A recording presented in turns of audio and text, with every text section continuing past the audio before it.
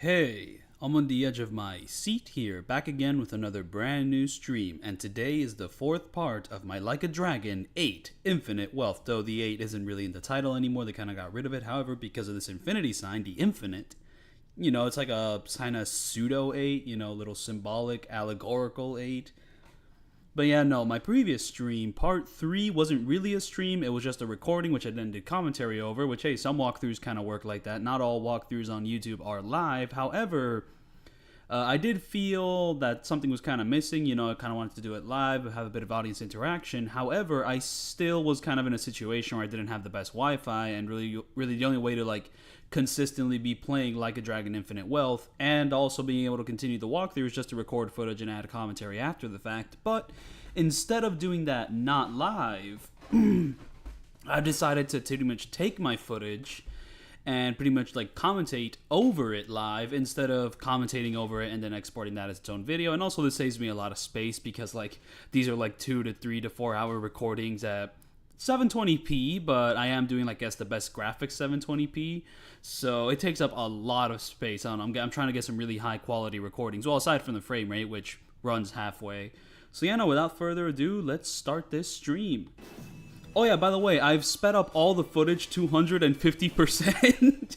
This is actually a 6 hour, this is actually around a 6 hour recording, but I sped it up 250% just to kind of truncate it all into a very small thing. So if you thought you were just going to see a simple 2 hour long stream, no. You're about to see 6 hours of footage in a much shorter amount of time. I condensed so much content.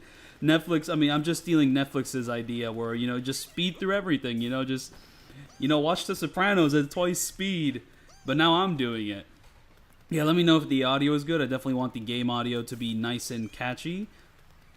But yeah, no, what I'm doing right now is just pretty much picking a bunch of stuff. So far, at this exact moment, I have reached Chapter 5. However, I won't be reaching Chapter 5 in this stream, or frankly in the next stream. But I did reach Chapter 5. In fact, whoa. I haven't even reached Resolve Bar yet? That's crazy. Wait, so it's actually been so long. I haven't even reached Resolve Bar yet. But yeah, no, Resolve Bar is pretty much just our Survive Bar from Yakuza 7, which, hey, Survive Bar is still in this game. It's just that I assume we are going to be spending more time in Hawaii, so we will be spending more time in the Revolver Bar. Which is weird because the owner of Revolver Bar, pretty much the guy from Yakuza 3, he doesn't use revolvers. He uses kind of handguns. Okay, mind you, I don't know specifically which weapons he uses, but it's not a revolver. Yeah, no, in level 9, oh my goodness. Also, from what I've played of this game, pretty much the grind feels a little bit more excessive, but that's just because the enemy scaling feels a little bit more harsh than the previous game. I don't know. There's just certain situations where I'm actually scared of the enemies I'm about to fight, and that never really happened too much for me in Yakuza 7. But in this game, there's just certain crowds where I'm just avoiding them, like the plague, because I try to fight any of these certain. If I try to fight any of the certain crowds of people, I just end up dying immediately on the spot.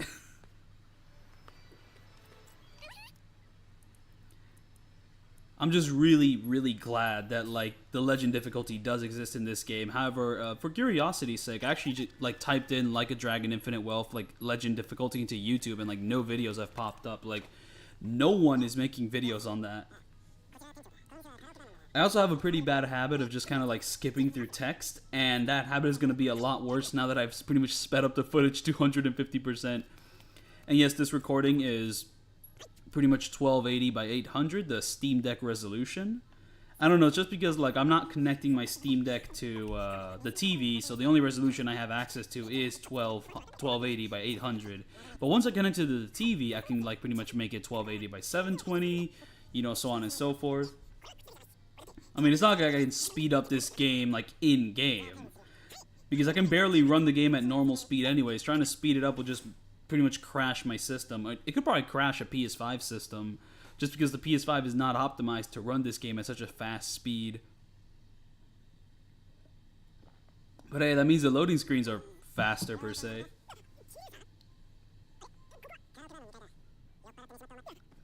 The audio may be so fast that you don't realize this, but I'm not playing dub, I am playing the sub.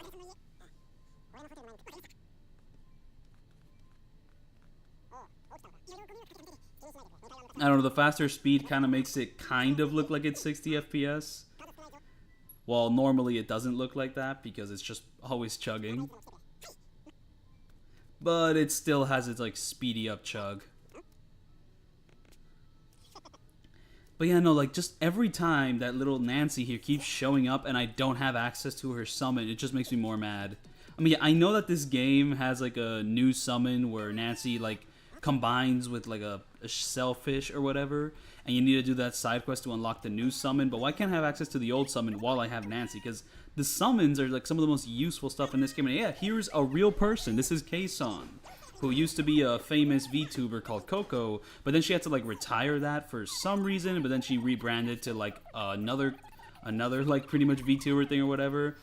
And the cool thing about this cameo is that she's been a fan of the games for like the longest time. Like she's been like down in the paint for Yakuza, and also she wants to fuck Kiryu really bad. Like she really likes Kiryu, and they also incorporated that into her personality here. She's basically just herself in this game. Though it doesn't seem like she gets much to do in this game. She's actually just kind of like a figurehead for one of the major new mechanics of this game, just one of the new side content things. Basically, you know how in the Spider-Man games you can do a thing where you can like wave at someone and the other person will wave back at you? Well, I guess they just kind of expanded that in this game by you wave at someone and that person will become your friend.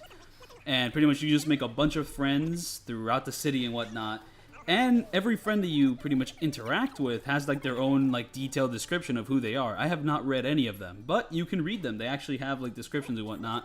However, reading those descriptions is probably better for when I'm actually playing the game instead of just reacting to my own recording of the game.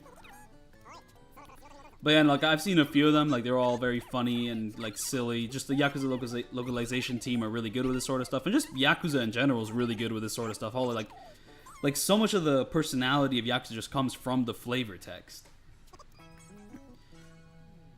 I mean, like if you're gonna want to interact with this world, like I mean, the interactions have to be memorable, you know, like just has to be a little bit of craziness, a little bit of humanity, just a mix of all that. But now that we're done with pretty much that, I don't know what I'm gonna do now, but. Okay, we're like really far away from ever interacting with the fast travel system. I mean, not the fast travel system, but the system that makes you travel faster. They're pretty much like Lost Judgment had this really great idea where you pretty much, you know, you could ride a skateboard to get around the city faster. I really like that. And this game also has a similarly like really great idea where you can pretty much like ride this, I don't know what to call it, like a scooter trolley thing. And you pretty much go faster. Like pretty much once you get access to it, you can just pull it out whenever you want, and pretty much it just works like that. In fact, the way it's introduced, I thought like, oh, I have to pick it up at specific places and I won't be able to pull it out whenever I want. But no, you can actually pull it out whenever you want. And it's fantastic, except for this.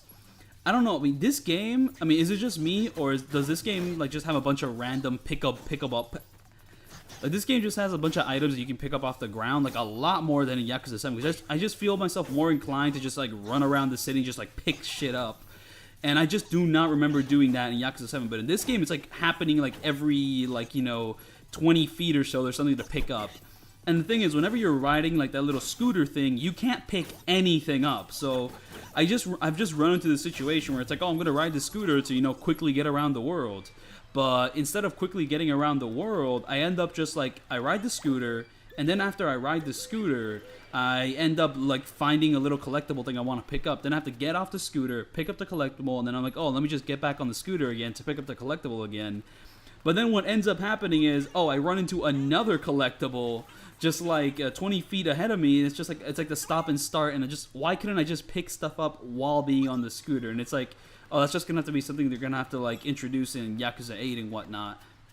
And also just becoming friends with people. Like, I mean, if you're on the scooter, you can't wave at people and, like, make them your friend. You have to get off the scooter, press the wave button, and then, like, pretty much, you know, get on the scooter again just to go fast wherever you want. So, pretty much the only time you want to ride the scooter is just when you want to get somewhere quickly and do absolutely nothing else.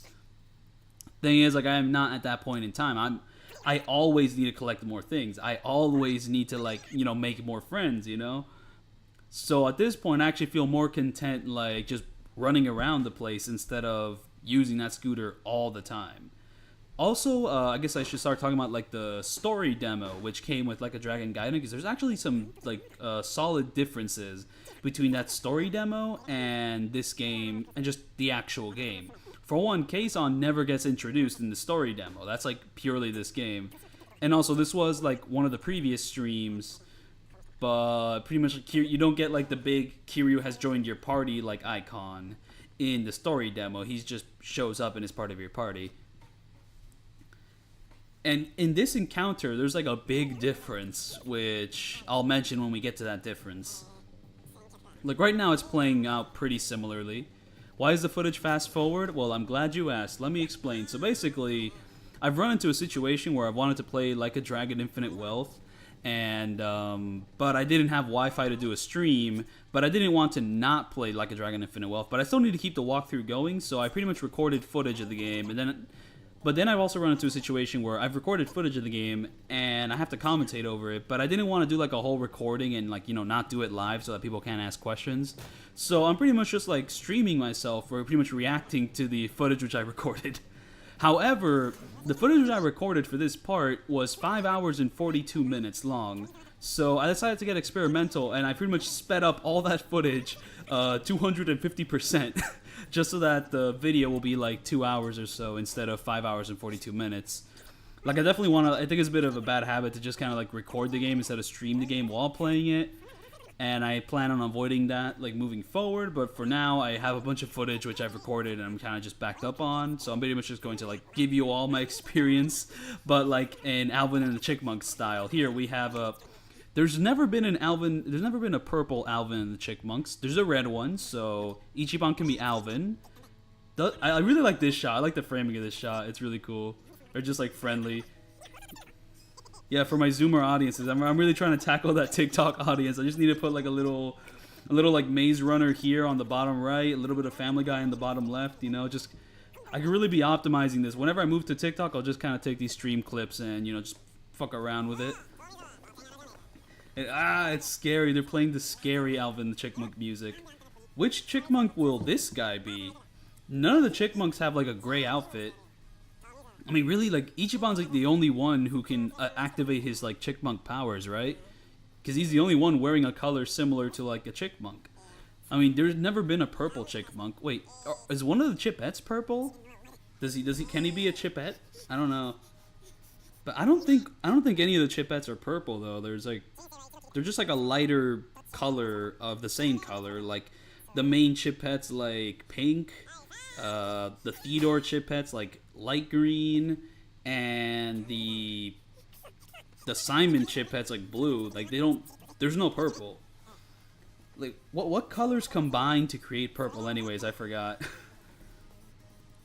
But yeah, and I'm pretty much preparing for this big epic fight. Also, I just learned that this voice actor is not Dio from JoJo's Bizarre Adventure. It's a different guy. I think he's like Aoki from One Piece. I might also be getting that wrong, but he's not Dio. He is still an incredibly famous guy and like super renowned, and he does a great voice for this guy. But so in this encounter, in like the demo version that was available in Like a Dragon Gaiden, you fought these like little dudes here, and then you got to fight Yamai. I don't even know how to say his name, like Yamai. However, in the actual game, you just fight these dudes and then the battle ends and you run away.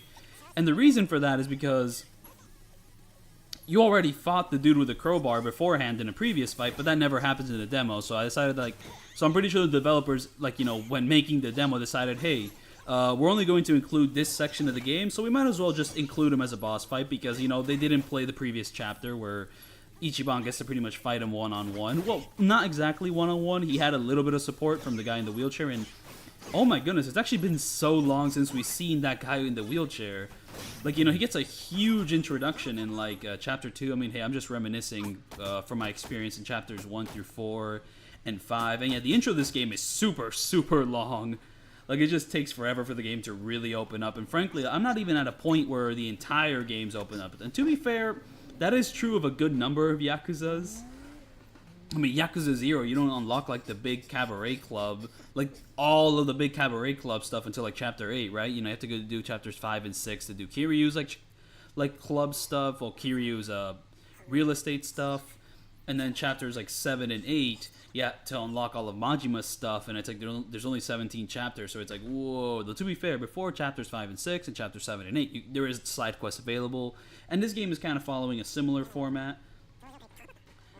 But yeah, no, the decision to do Kiryu cancer, it's interesting, just kind of putting him more on his deathbed. Though the explanation for it actually comes later in this video, so I'll react to that when I get to that. But yeah, now we have a new party member.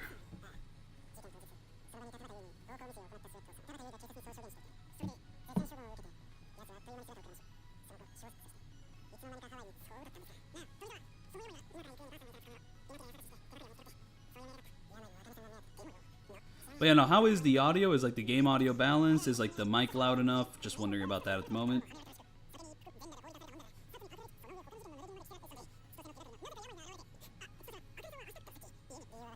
But yeah, no, like I just know too much. I know too much. I already know all this. Though to be fair, I guess it's been like 7 or 8 hours since I've been in these cutscenes, so I guess revisiting them is pretty important.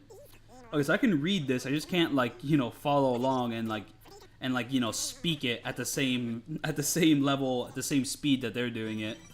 But hey, boom, he joined the party. I really like that new little jingle, little like just Hawaiian flair there. But I do kind of end up doing a thing where I just keep grinding the same like encounters over and over and over again, because I mean, hey, it is a JRPG, and I do want to level up, just like, you know, be super strong for all the encounters coming up. And also just kind of maybe, but it probably isn't smart to grind these encounters. Besides getting money, and early game money is really important, just because like, okay, so I guess spoiler alert, I keep hearing that there's no good way to make money.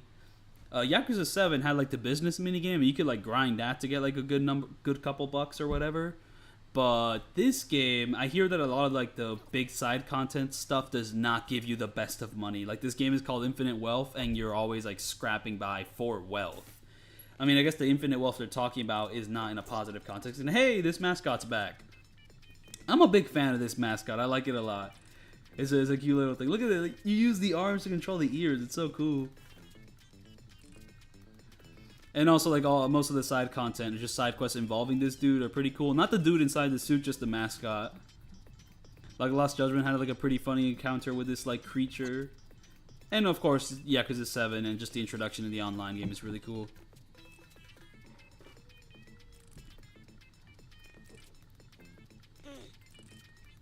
Ooh, thank you, Slept. I'm glad you're enjoying the walkthrough.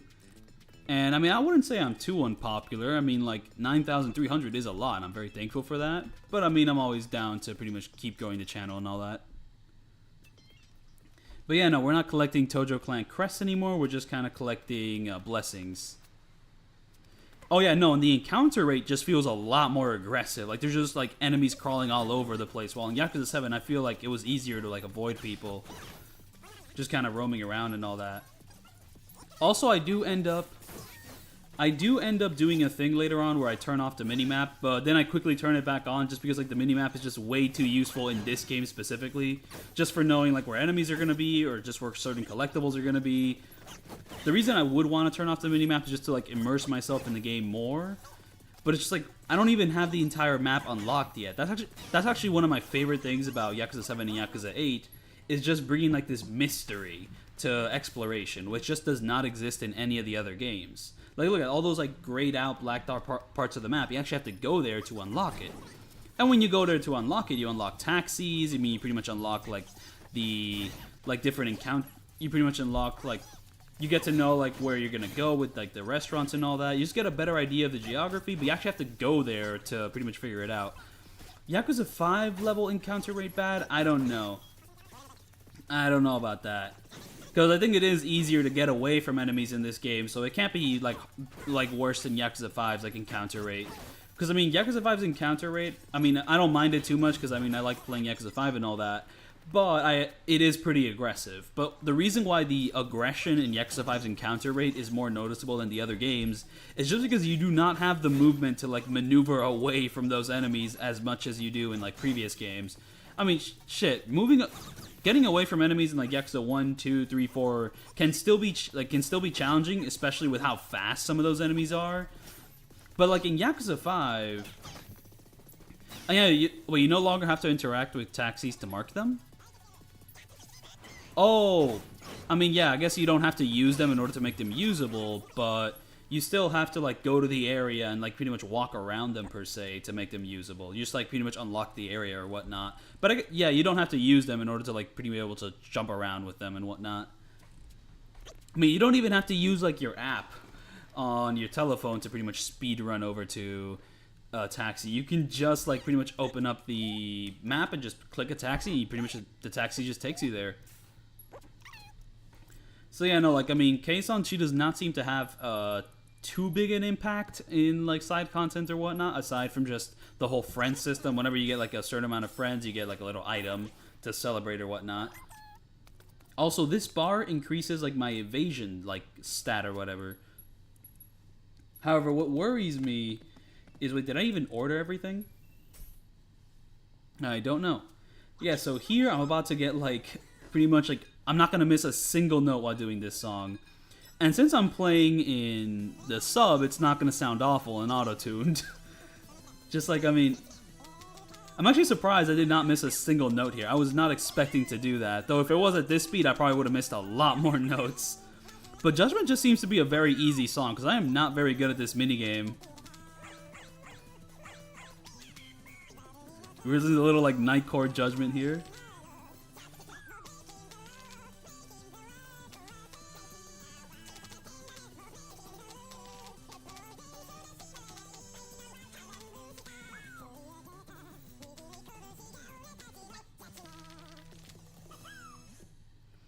Damn, they really went hard on that. But yeah, no, just like Yakuza 5's movement is like a lot more clunky and just like weighty in a really iffy way, and it just does not allow you to run away from enemies too successfully. And also, you run out of stamina really quickly, so you kind of you don't always have access to like your good jog. You only have access to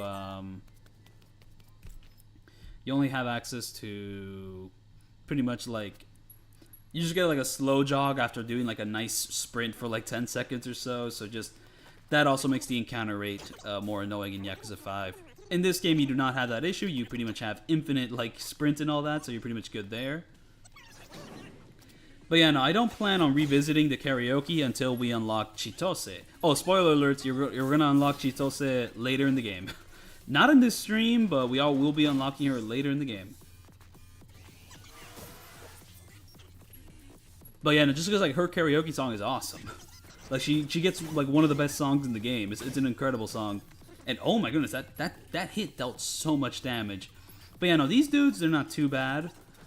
I mean, they're pretty like good to take down. Kiryu's like melee attacks are really good, just like his basic like normal hits, just real nice and stuff. Though the one thing that annoys me with Kiryu is just that his rush attacks are weak. I mean, mind you, it is like kind of like the fast light style, so it being weak, I guess, is kind of the point.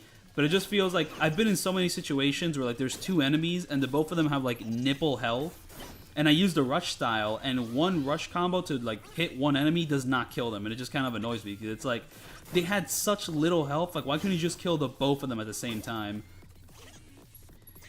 Also, I'm not sure if I'm really fully incorporating the usefulness of Kiryu's different styles. For one, Brawler has like a unique property where if the enemy is stunned and you attack them with Brawler, if you attack them with Brawler, you do a heat action. However, I don't know how to get an enemy to like a consistent stun state. I mean, there's ways, I just haven't planned for it. Also, I'm not sure how to do like a consistent like team up attack. It only happens rarely for me. Just like my teammates are never usually lined up like that. But whenever it does happen, it's pretty awesome. I love that. It's just such a sick like technique here. Like, I think one of the best things about Yakuza 8, which I do not remember being in Yakuza 7 because it probably wasn't. I don't know why that ice cream is called the Ichiban Special. I mean, hey, there's like a lot of restaurants which are like Ichiban or whatever, but I just what is Hawaii doing with the Ichiban Special here? Man, just one of my favorite things about Yakuza 8 is just like the variables that allow you to like deal extra damage and whatnot. You know, if you knock an enemy to like a wall, it deals extra damage. If you attack an enemy while they're down, it deals extra damage. If you attack them from the back, it deals extra damage. And if you attack them and they're gonna fly towards another enemy, it deals extra damage and it damages the enemies they're flying into. If you attack an enemy and one of your teammates is in front of the enemy that's flying towards them, they attack them for extra damage. I love that. I love that stuff. It just makes combat more dynamic, more fun, and it just like it has a great flow. Huge fan of that stuff. Oh yeah, but like I was saying, so eating at this bar increases your evasion. However, I'm not sure if that actually helps me with no damage, because I'm still not sure if it's agility or evasion that makes enemies like miss their attacks when trying to hit you. Because I'm not sure if evasion means, oh, you can like evade enemy strikes, or it means it makes it easier to like evade enemy encounters, like run away from fights.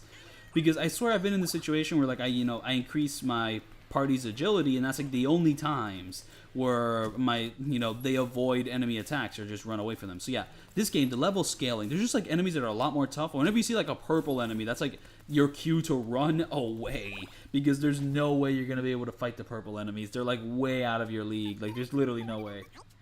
So don't even bother with that. And also, another thing with the scaling and whatnot is that it pretty much goes from like blue, weak. Mind you, you're not going to see that blue weak sign until way later in the game. That way later for me was chapter 5. That's when I started roaming around the city, and then I saw like, oh, those enemies are blue. They're weak. They're way weaker than me. Like, don't even grind those enemies. They're not worth it. Red is pretty much, yeah, I can fight them and they'll be easy.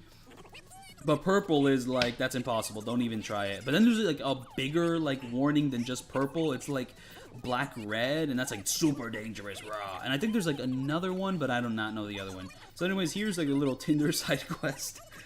So like they're just kind of going around there, just info dumping about that. Also, I think I've gotten into a situation here. No, I spoiled myself on this. I'm pretty sure that you can date this chick.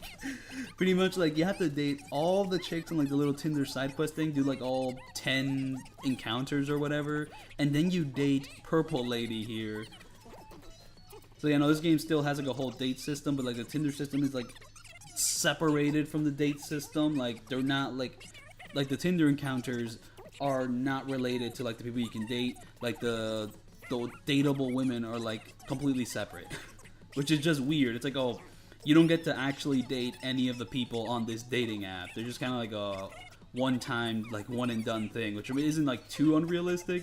It's just funny that like in a game which has like multiple romances and all that, we have to like romance a bunch of people to do all the side quests. This dating app does not matter whatsoever aside from being able to date Purple Lady. Though honestly, I think I just saw that one video. I didn't see the entire video.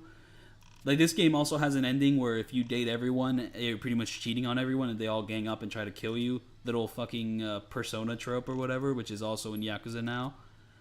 Does that ever happen in Judgment or Lost Judgment? I don't know. And, oh, what is that? What is that on the bottom right corner of the screen? What? Like, you saw that, right? Are you seeing this? Wait, let me look at my YouTube stream here. Maybe it didn't... Basically, for some reason, like the little Kiryu and I forgot purple guy's name were just... Oh, Tomi? He's called Tomi, right? They were just on the bottom right for some reason. Like, their faces. Like, the little health icon faces. So yeah, we just kind of have like 7 options here, and then Ichiban pretty much has to like text his way to victory. Not gonna lie, this minigame's a little boring, especially compared to like some of the other stuff this series has done in the past. Like probably the most famous example is just Yakuza 0, like its little telephone minigame. That one just has like a lot more hype to it, just like more exciting. This one is basically just kind of like typing at the dead, you know, you choose an option, then you have to like type it really fast. Well, type. You just have to do like a QTE, basically. And like the pace is just a little too slow. I don't know. Like, look at this dumbass photo.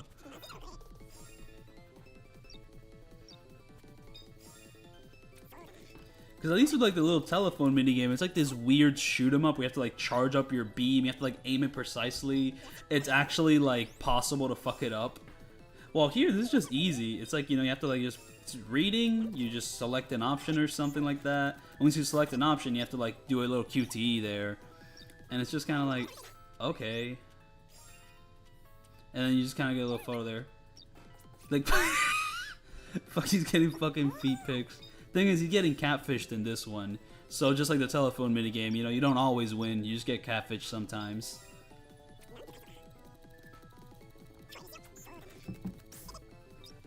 Honestly, I was like vaguely reminded of the movie The Lobster. Just like with Ichiban's like last response there. Because like in The Lobster, there's like one moment. The Lobster is also about dating. He has to like get matched up with someone or he gets turned into a lobster. And then in order to get matched up with a specific person, he just fakes himself. He just fakes his whole personality and just acts a lot more edgy. However, he did not want to be edgy with that specific woman because that woman's like actually insane. And well, the movie develops more from that. Good movie. I like The Lobster. Very good movie. I forgot the actor's name. Colin Farrell? Yeah, he's really good in that movie. This person is 3 raccoons in a trench coat. I probably would have preferred three raccoons in a trench coat. I guess this is like the one part that's like kind of hard. He's spitting game. That's like the only thing that's really challenging about this game. I mean, I don't know if like the other matches will be more challenging or engaging, but yeah, no, I just prefer the other minigames in this series. You just enter there and it's like, dude. There he is. But success though. We did it.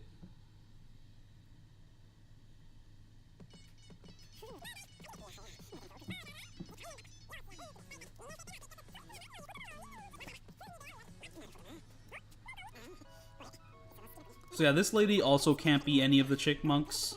But mind you, she's a manager. She'd be more of a manager type, right? But she wouldn't be the evil manager, because the evil manager is the bald guy. But yeah, I just lost my train of thought. Yeah, in terms of ranking the minigames where you have to like seduce someone, this could maybe be better than like the massage minigame, because the massage minigame is just kind of like a balancing act where it's like you need to spam one button to pretty much keep the meter from not going too high and not going too low. Like there's not much to it, so I guess this minigame would be better because there's more going on. But honestly, maybe I like the massage minigame better because it's actually challenging. This one just seems just way too easy. Like, I don't know. Like, I'm just not that engaged. There's the fucking Kenzen minigame where you have to go under a waterfall. I mean, that's just basically a rhythm game. But, like, it's fucking loony as hell. Oh, yeah, Ishin had a pretty, like, crazy, like, hostess minigame. Well, they weren't called hostesses back then in Ishin's time, but I never did that minigame, so I don't know what to think about it. And, yeah, no, like, Yakuza Zero's minigame is a lot more interesting. Oh, yeah, and then there was the Kiwami 2 photo thing, which I never did. I never did that shit. Because it's just like, it wasn't required for any of the side quests. It didn't give me like any good XP or rewards, so I just never did it. I just did not feel like doing it. And, oh wait, do we actually do a chase mission here or not? Oh wait, I think we do a chase mission here. So yeah, no, that just makes that previous encounter where we're running away from the police a lot stranger. No, chases are still in this game, but when we were running away from the police, we decided not to include them. Like, are these Judgment style, like, you know, chases, like, only, like, coded for chasing people down? Oh, wait, the thumbnail says part 2? Uh-oh, I need to change that. That is not supposed to be the case. Let me go in there and change that. Oh, it does say part 2. My goodness.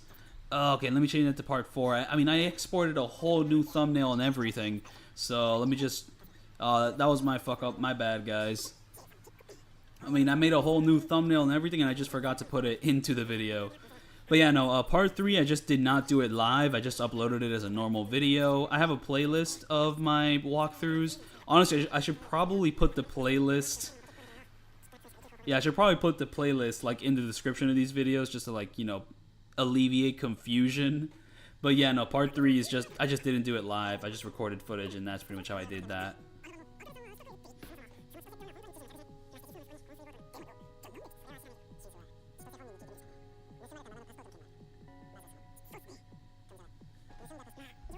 So yeah, no, just like, are the Judgment chases, like, is there not a single one where you have to run away from someone? Are they all just chasing someone down? I mean, it wouldn't make sense for Yagami. Well, Yagami runs away from people. In fact, there's actually a sequence in the first Judgment that, like, I ran away from someone on a skateboard and everything. But yeah, no, it's just that, like, we have a whole thing that's designed for pretty much like chasing people down, and then like, you know, we're getting chased down as Ichiban, and they don't use it, but then they use it here, so it's just inconsistent. But yeah, no, the chase minigame is probably at its best in Yakuza 5 or Lost Judgment. I don't know, I'm in between those games, just because like in Yakuza 5 it just like felt the best to like hit people, but in Lost Judgment, you know, the one thing about Lost Judgment is that it doesn't really feel like a game. It just kind of feels more like QTEs. However, the QTEs are like a little bit more inconsistent in Lost Judgment, and like they show up so frequently that there is like challenge in this game. It is a little bit fucked up that, you know, we meet a homeless guy and it's like, oh yeah, the homeless guy, he's trying to survive, you know, but he's also like schemy, you know, he's always gonna try to steal from you because he's so fucked. And then like in the very next cutscene, he gets fucking massacred by the cartel over here. He gets fucking cut up in like an incredibly brutal like fashion. Yeah, no, Yakuza 8 is just fucking dark. Like incredibly brutal shit just kind of happens like at every turn or so.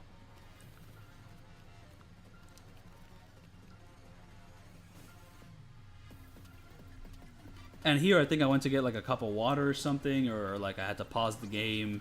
I think I was playing this while on a road trip, or maybe I just wanted to do a silly little thing. So yeah, here we go. I have to friend the person there.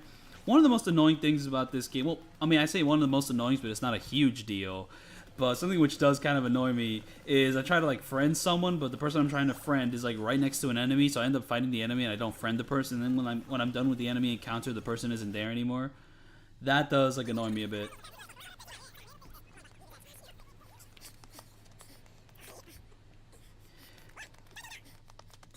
But you know, one of my favorite things about this game is just like the multiple languages. Just like people just be talking English even in the Japanese dub. Sometimes it's like really, it is for like just English or whatever, and other times it's for like accents or whatnot.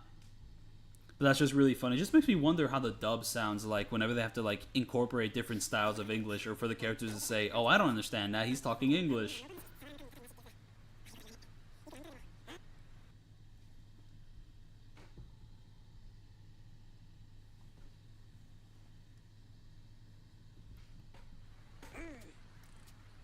Oh, I'm gonna pause the game real quick here. I'll be right back.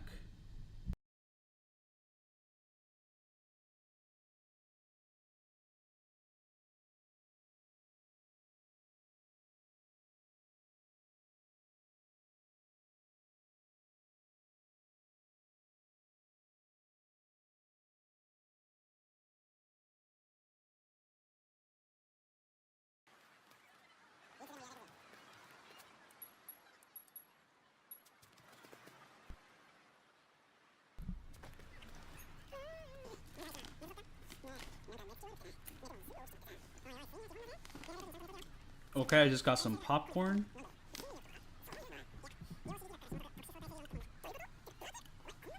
Also, I do not remember who Marlo Briggs is, so I'm gonna look him up. But yeah, no, also it seems you are not aware of what's going on with my stream of this game right now, but basically, yes, I am watching a recording, and it's a recording of like a 5 hour and 52 like hour, yeah, 5 hour and 50 and 42 minute like pretty much playtime recording, and I sped it up by 250% so that the recording is like 2 hours instead of 5 hours and 42 minutes. Because basically what I did with like my previous walkthrough, like part 3, was basically like record myself playing the game and then I commentated over it after the fact, but I didn't do it live. So I thought, why not do it live this time, but also get experimental to save time, and I just sped it up by 250%. So yeah, here's my first mistake of the game. I tried to fight people that were purple, and I'm gonna get fucked over for it. But yeah, no, they did end up fixing the kind of dub line sneaking into like the sub. Like that just doesn't happen for me anymore. Like apparently some people like they've also run into this issue, and the fix they had for it was to pretty much just kind of change to English, then change back to Japanese, and that fixed it for them. But for me, I just kind of exited and like re-entered the game, and I guess it just kind of fixed itself. So yeah, no, it's not happening for me anymore. I mean, will it happen again? Maybe sometime. But for now, it's just not happening, and I'm really lucky for that.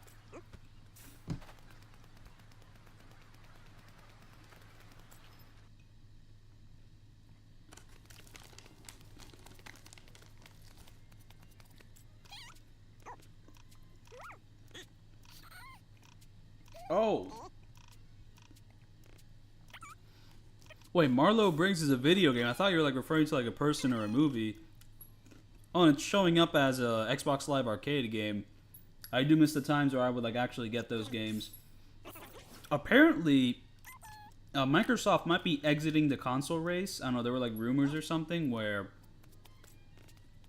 the current Xbox might be the last Xbox they ever make, and they just pretty much become like a third-party developer, like the way Sega is now. Oh yeah, so here, like oh yeah, this stream is also 3 clips, pretty much spliced into one. Or is it? Yeah, I'm pretty sure like this specific clip is like 3 different clips spliced into one. So here we're just chilling with Kiryu, Tomi, and Kason there, and also Richardson. So he's just doing that. Just little good vibes here. No negativity. Kason is standing like a statue while everyone else has like an animation. She just doesn't. Oh, technically she does have an animation. She's just slightly moving side to side. She just kind of went nonverbal. Oh, wait. Yeah, the way he described it was that it was like a weird ripoff of another game. I forgot what game it was ripping off. But it was like $5. It was based on 80s action movies. And it's just kind of that. Wait, God of War? A God of War rip. I mean, honestly, just looking at the cover, I thought it was going to be a 2D game. But now that I'm looking at more gameplay images, yeah, that's more 3D. So I can kind of see how it could be more of a God of War thing.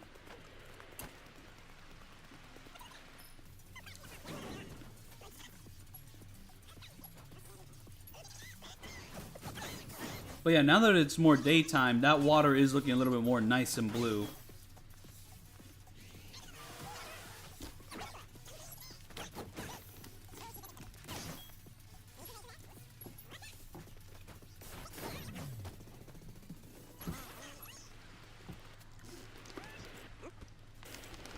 Also, one thing that is kind of annoying is that you have like 2 separate buttons for picking stuff up.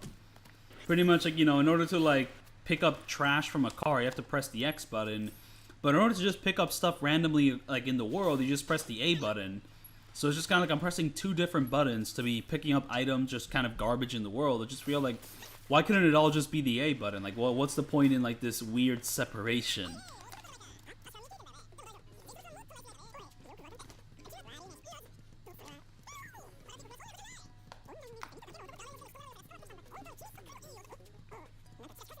Oh, that's fucked up.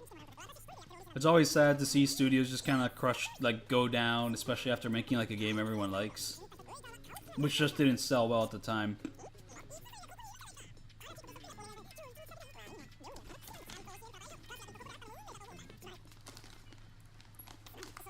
I mean, I don't know, $5 million for, like, a movie is a low-budget thing. So I assume the same applies to video games, but I actually don't know how video game budgets work.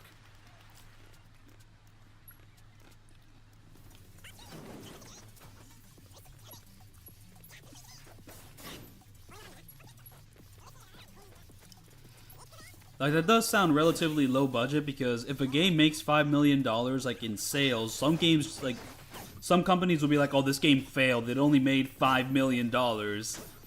So, you know, I would assume that is still low, because it's like, game budgets have, like, inflated so much that they're just at such a ridiculous level now.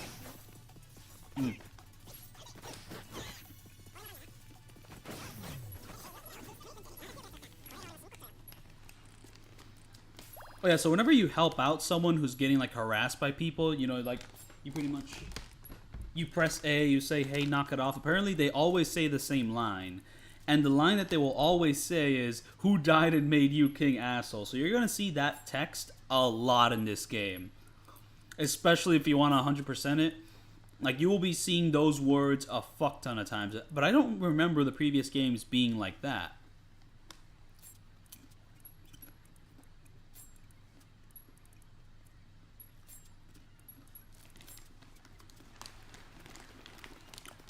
But yeah, no, $40 million off a $5 million budget? That sounds like a huge success. Wait.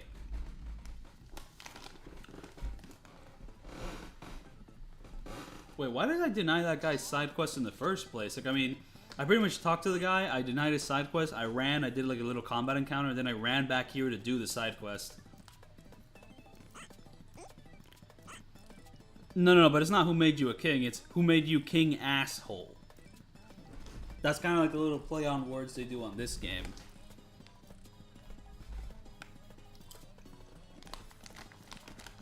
I don't know. I thought the side quest was gonna be a lot harder, but I had a pretty good.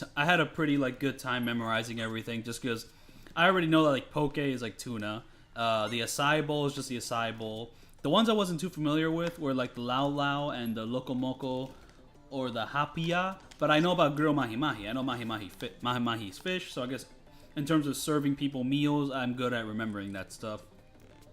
And here, oh, I have to be refined. I was trying to see if there was like another option besides refined or friendly, but there's only the two options. So, boom, just go friendly with that.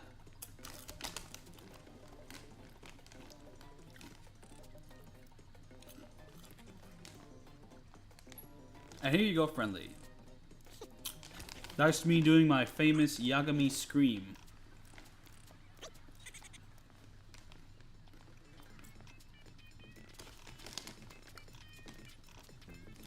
Now here, the way people talk is very annoying though.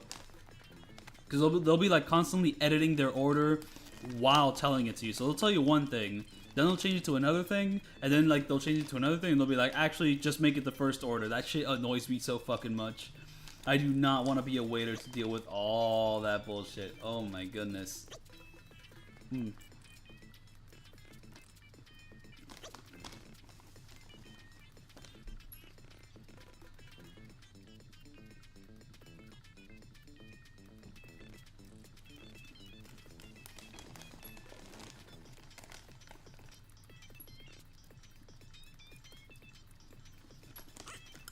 Like, the rich guy's easy to remember, because, like, you know, he's being like, oh, I'm rich, I don't want to eat any of the poor food, I only want to eat my glorious mahi mahi. I actually thought I got this chick's order wrong, but I didn't. I accidentally got it right, so I'm very happy about that. And also, he only ordered the one thing, you know, he's like, oh, I'm not too famished, I only want a little bit of the fine delicacies of mahi mahi. And this guy, he was just being a little bit of an ass, but I mostly remembered what he wanted. And here, no, I think later on, they play a bit of a dirty trick for you. Yeah, for the next order, they play a dirty trick by pretty much like introducing a new plate, which they never mentioned before, and you pretty much have to use context clues if you know the other dishes to pretty much choose the right one. So, you know, like the dish on the left, the dish on the right, those dishes have been introduced to you before, but that middle dish has never been introduced. So you pretty much have to like recognize that, and that's how you do that little mini game. I mean, it's nothing insane, but you know, just a small dirty trick they play on you while doing this. This is the part that got me. I did not know the guy's name, so yeah, that screwed me over. But it didn't like screw over the side quest, so that's cool.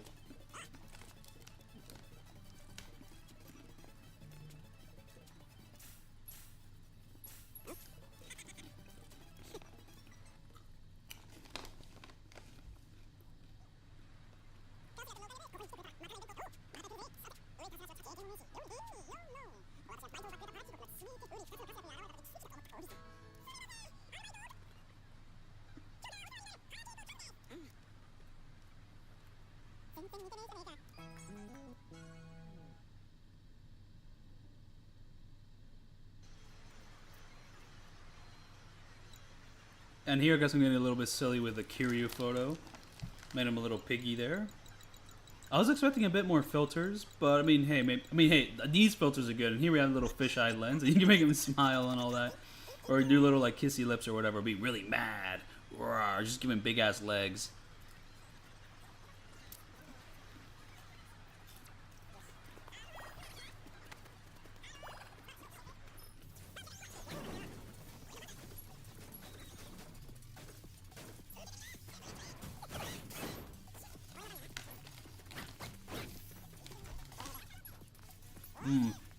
I'm just thinking about Barbie now. The thing about that Barbie movie is that the cinematography isn't all that crazy. I mean, like, the most impressive thing about the Barbie movie is just, like, those sets. Like the sets like in the little Barbie world are just incredible. Just like, I mean, a lot of it has using like kind of these like little practical techniques, or sometimes they won't use CGI per se. They use like a background of some sort. I think all those effects are really nice and cool. But when then they like enter the real world, and the movie just looks a little bit boring. I don't know. It's kind of shot a bit like a commercial, which I mean, to be fair, it is Barbie. It is kind of a commercial for Barbie, but I don't know. It's a little bland, which makes the outrage of it not getting more Oscars just more funny. Like, I mean, it is a little silly that the only person getting Oscars from the Barbie movie is fucking Ken, you know, from the Barbie movie, despite the fact that Ken is still my favorite part of that movie. But it's just that, like, yeah, the movie just isn't all that, which I mean, I don't want to talk shit about Greta Gerwig, but it really isn't that all that compared to the other movies nominated. Like, I think for the most part, every other movie that got nominated over Barbie is better. And what the fuck just happened there? Did I just teleport?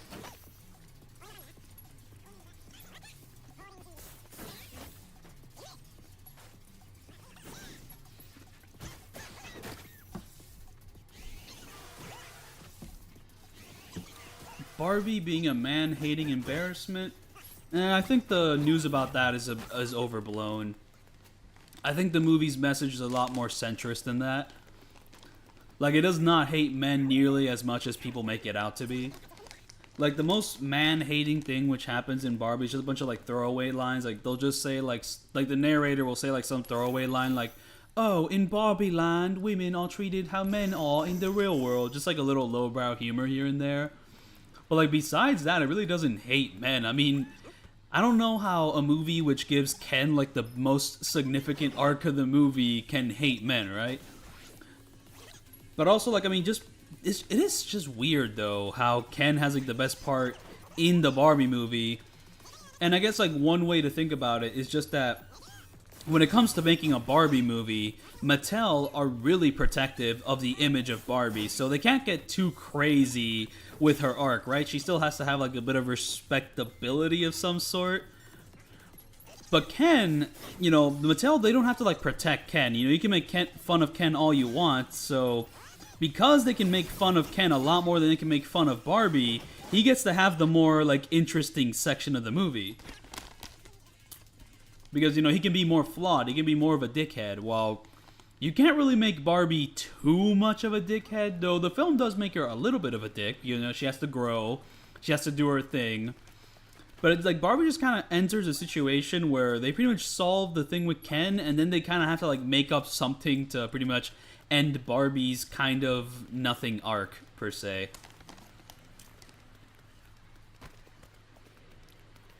I'm not gonna lie, I'm sad that like that Aqua Barbie song didn't get to be included in the movie at all.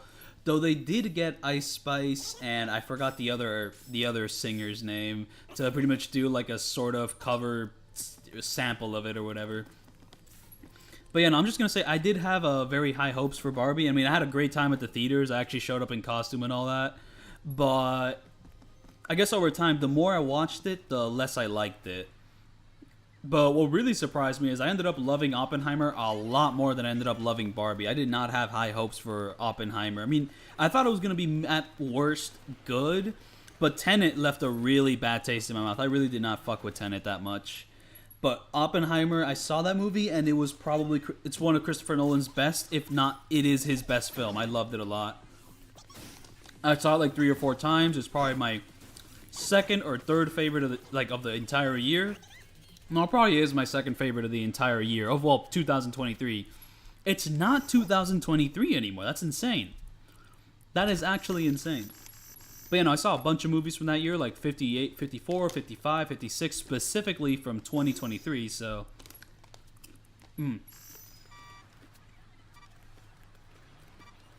I mean, she is kind of the typical blonde and an airhead in the movie. Oh. Hold on, I gotta pause real quick. I'll be right back.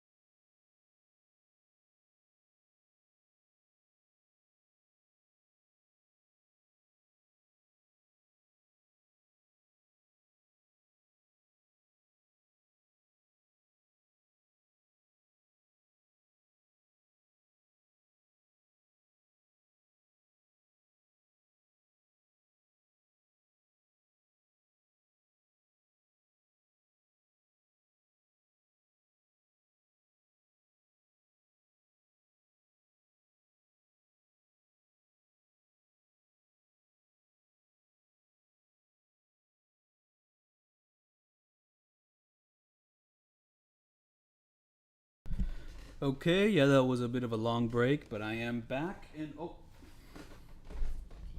wait, before I come back fully, I need to figure out where I left my telephone. I might have to take another break.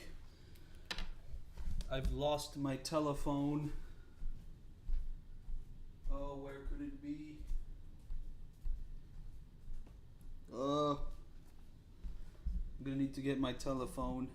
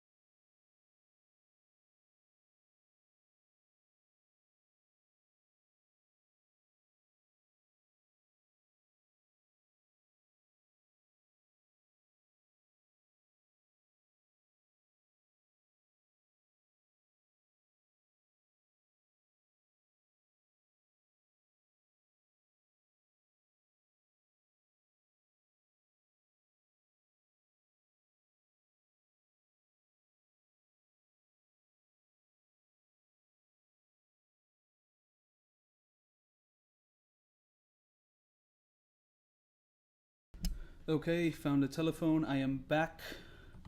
I'm gonna start the game again. The game.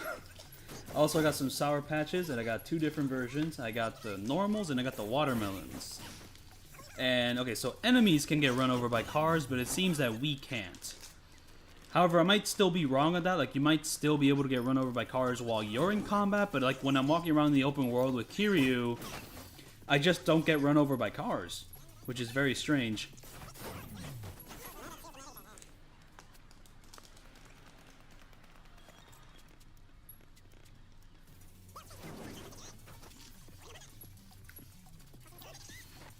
Also here, I just want to talk about like little health icons on the bottom right.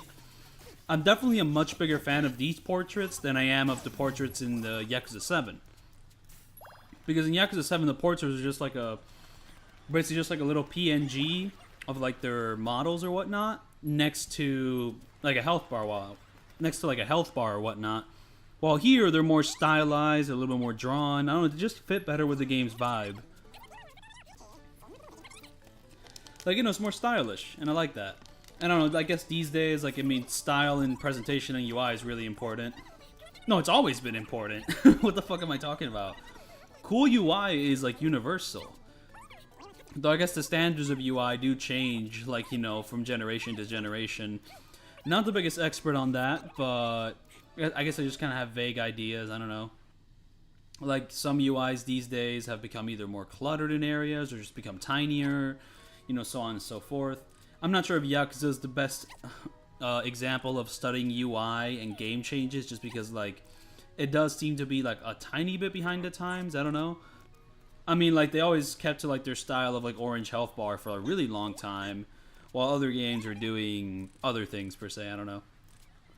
Though, it's not like Yakuza's ever had bad UI, at least from what I remember. They've always kept it pretty clean.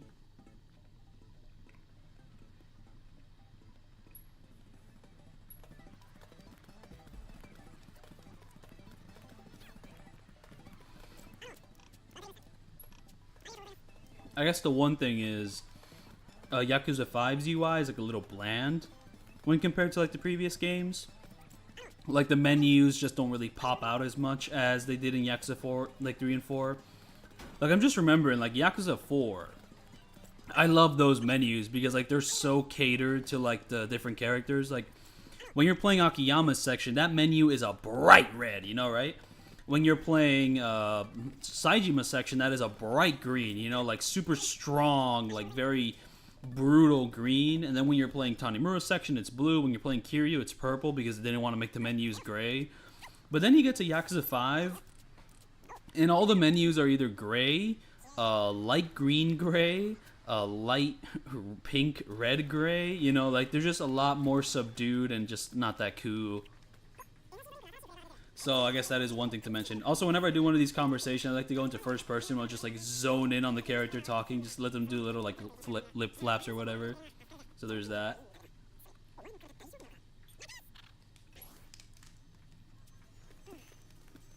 Oh, I forgot to text in the chat when I'm back. Oh, I have to mention that I'm back. I'm back. There we go. But I never put back that like there's gonna be you know, be right back. I never did that. So saying I'm back is just gonna be confusing. But yeah, I'm back.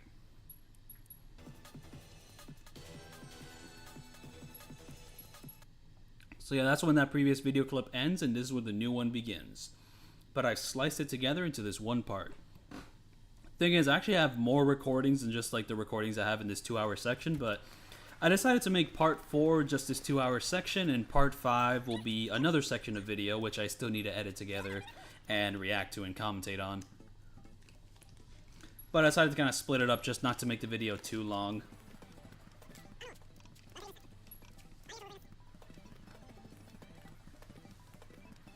Yeah, in this lemon minigame, they pretty much do this like routine 3 or 4 times or so.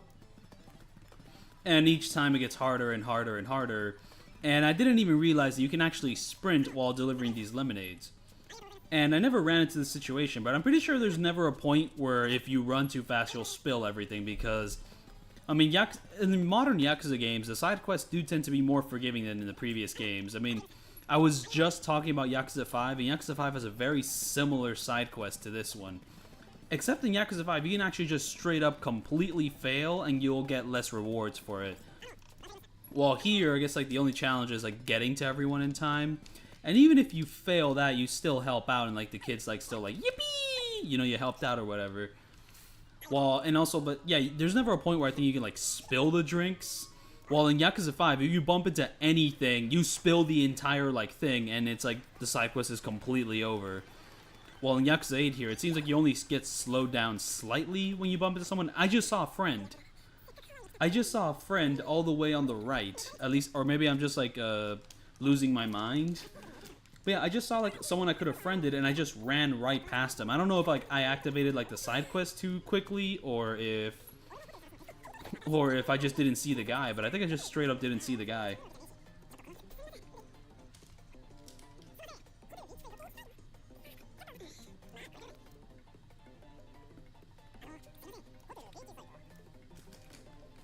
But yeah, one thing I love doing is just kind of freezing Sour Patch Kids. Gives them more texture. I mean, I don't know if more texture is the right way to describe it. I just like them when they're frozen and all that. And hey, look at this chick. She's cute. She's going to scam the shit out of this guy. And it just kind of keeps going and going and going. But to be fair, this is not the only person that scams him. He gets scammed by everyone. I just spoiled the entire side quest. No, I didn't. More stuff happens after he gets scammed, but he will spend a good amount of time getting scammed.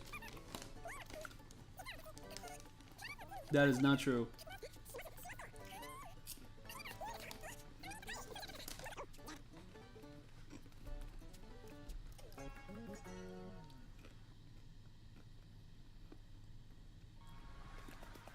But yeah, no, with these side quests, pretty much like the beginning and ending sections have like full voice acting, but then like the story in the middle won't have like voice acting for every single line. Just kind of, you know, like to save some budget or whatnot. You know, you don't want to like voice everything in the game, but the beginning and ending are just kind of nice ways to cap it off.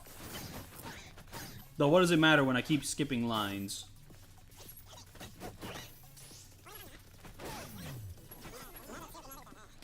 But you know, whenever you like assault an enemy that's like fallen down on the ground, I swear, like the damage you deal from that just feels insane. Like I do not remember like feeling like I deal that much damage when I attack an enemy on the ground in Yakuza 7, but in this game, it's just like, I swear, you just deal a wallop to them. Just like that.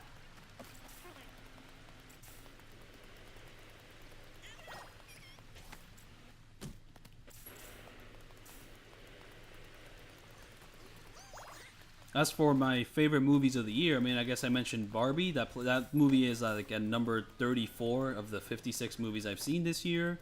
I do like it, but you know, like not that much. I like a lot of other things better.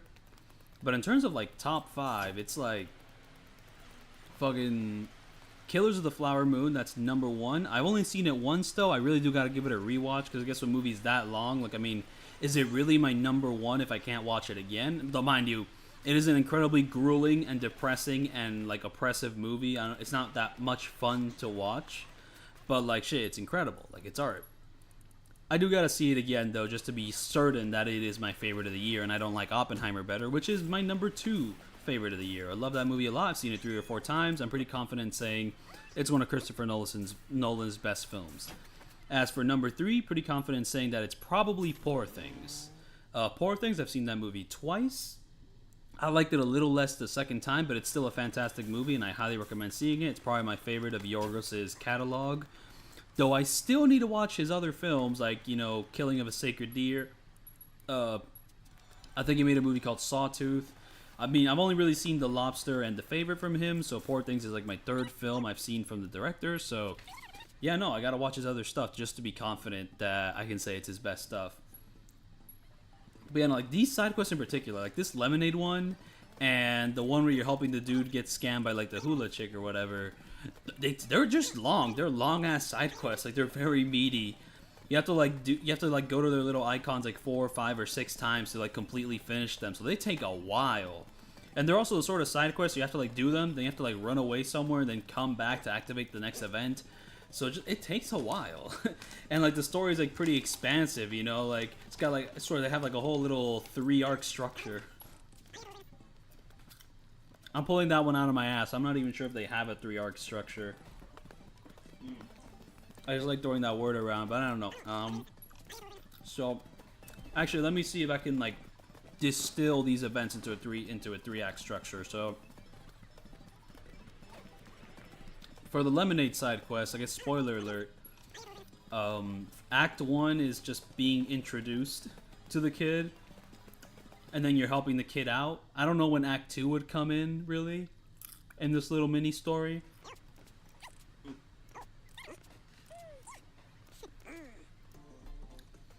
I guess maybe when this influencer chick comes out, we're gonna call her the Act 2 lady, because she begins the Act 2 of this little side quest thing.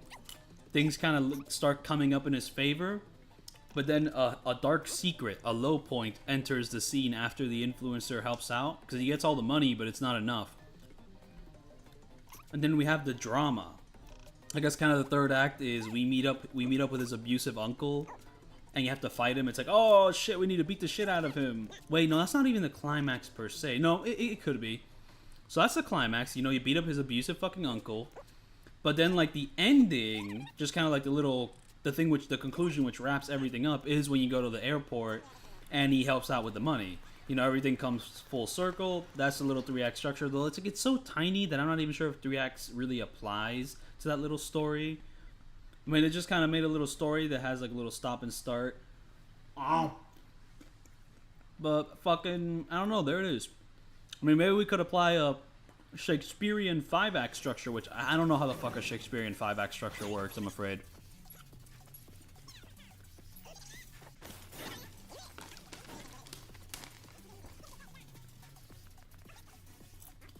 I know, so that's completely ignoring that Yakuza could be adopting a TV structure instead of like a 3-act movie structure, right? I don't know if 3-act structures are also used in television. They probably are. But there's probably like differences, little like minute things here and there. I'm gonna have to look into that. I'm gonna have to study that. Even though I'm not in school anymore. And here I think I went to go do something. I was probably like getting some food at a gas station or whatnot. And I just kind of left the game running by itself. Now he's getting jiggy with it though. Oh my goodness. I like the guy in the background, the guy in the blue shirt. He doesn't know how to get away from the encounter, and then he just kind of settles on watching it. He's like, maybe I should leave. I don't know. Oh, she's about to do something cool. Hey. And there's this guy in the white shirt. He decides to just straight up get the fuck on out of there. He's like, yeah, no, I'm not fucking around. I'm not sticking around for this.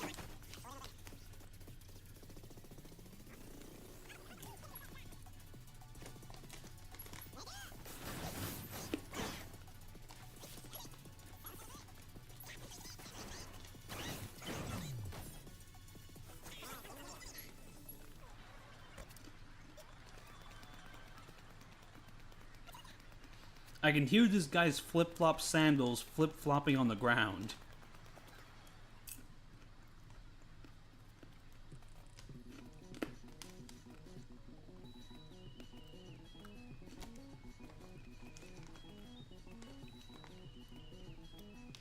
And that couple in the background, they like approach Ichiban and they're like, nah, actually fuck this, and then we're just gonna go the other way.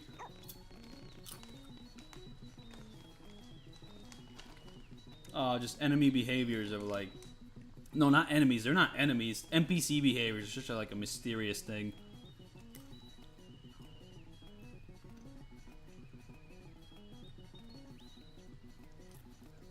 Damn, that little bird whistle is fucking killing it in the background right there. Oh, and this time I decided to actually pause the game. Okay.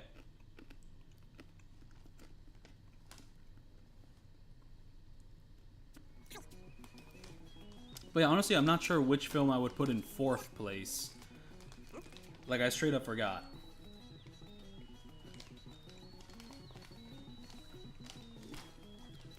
I did have a list, so maybe I should review that list. Honestly, I've probably already gone over this list in a previous stream or previous video. But let me just see this list again.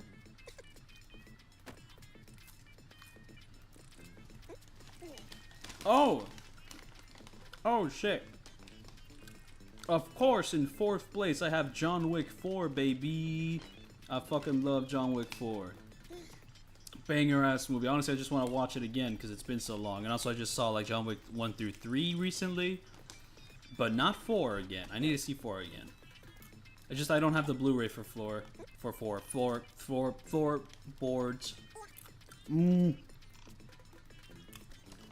Would this woman like John Wick 4? I don't think she would.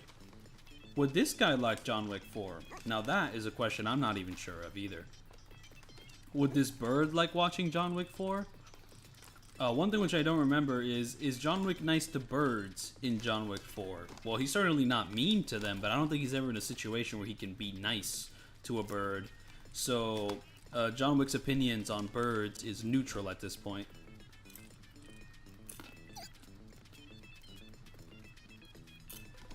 What's funny is you can become friends with this bird or just like the same type of green macaw.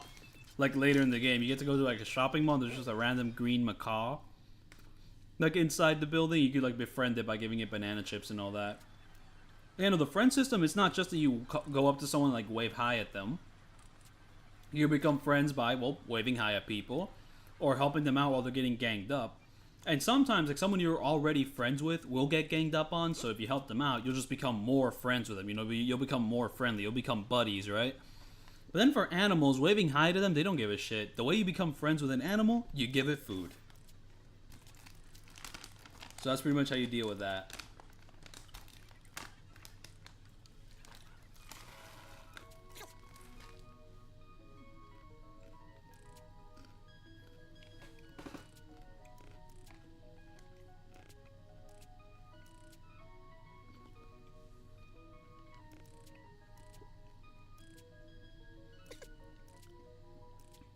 Damn.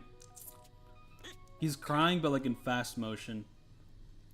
Okay, what gets me about this side quest is like, at this point, I thought the setup was gonna be that he was going on a date with her, but then you just go eat burgers with him and she never shows up because that was never the plan. He just wanted to like meet up with her while she was doing donations and whatnot. I was like, what the fuck? Like, I thought she was gonna like scam him while on a date, but no, that's not what happened. So it's like, what the fuck? Like, dude, what are you doing, my guy? But you know what? He's persistent, and it pays off for him in the end. Though, to be fair, for it to pay off, he has to get scammed of a lot of money. The part of the story that I'm in at this exact moment is still chapter 3. We just fought, like, Yamai, if that's how you say his name, at the house and whatnot. You know, we went to Akane's house, we got ganged up on, we made this guy our party member. That's pretty much the part of the story I'm in. It's just that I'm doing a lot of side content right now before moving on. We also went to the hotel and we saw the barracudas like pretty much like skin like a homeless man alive. Well, they didn't really skin him, like literally, but they just cut up his intestines up. Pretty much like vertically. Instead of like just cutting up like the wrist, they cut up like his fucking chest to like his belly. Like, holy shit, I mean, hey, both of them will kill you, but like one will fucking draw a lot more blood. However, if you're not familiar, this stream is not any old stream. This is actually a recording of me playing the game. So at this exact moment, I'm actually on chapter 5, just at this recording, this stream I'm doing right now. I'm streaming myself reacting to a recording of me playing the game because I didn't have Wi-Fi while playing Like a Dragon Infinite Wealth at the exact moment, but I still wanted to continue the walkthrough, so I recorded it, and I still wanted to do it live, so I'm just reacting to my recording. But I also sped up my recording by 250% because it was a 5-hour and 42-minute recording, and I made it into 2 hours instead of that, just to kind of keep this part kind of brief. I mean, once I get back to recording this game like a normal person, that won't happen. But as long as I still have these like recordings, which I'm backed up on, and I have to like kind of continue the walkthrough with, I'm gonna kind of try out this experimental style for a little bit, this little like TikTok Zoomer style, and kind of going from there. Just me talking normally, reacting to footage that is not normal. But you know, I'm actually on chapter 5 at the current moment. So, pretty much made it up there. So I went on a road trip, so I just kind of played this game while on the road trip. I actually went to a beach. Except, the beach kind of sucked, but the water was cool, though. But yeah, no, I mean, I had fun. I got sunburnt. I got myself more immersed into this atmosphere, even though I didn't go to Hawaii. I went to another place with a beach. There's a lot of beaches in the world. But yeah, no, I got sunburnt. You know, I got, water was blue. I also drank water. I didn't drink any coconuts. Honestly, the closest thing I did to drinking a coconut was like a coconut margarita. You don't say it as fucking margarita. Margarita. How the fuck you say that in English? Because margarita is like Spanish. Margariti. Fucking, yeah, I don't know how to say it, but I drank that and I didn't fuck with it really, because it was like way too sweet. So instead, I got myself like a mojito, which is like a little bit more bitter, a little bit more like just not as sweet. Just like my tongue, like has evolved too much that like when things are way too sweet, I'm not that hot on them. I prefer something slightly more bitter, and the mojito was more my style at that exact moment.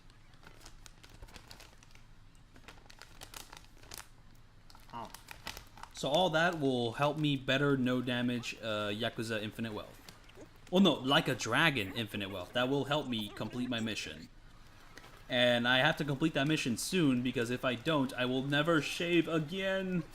I'm not shaving again until I no damage all the story boss fights on Legend difficulty. So I gotta speedy up.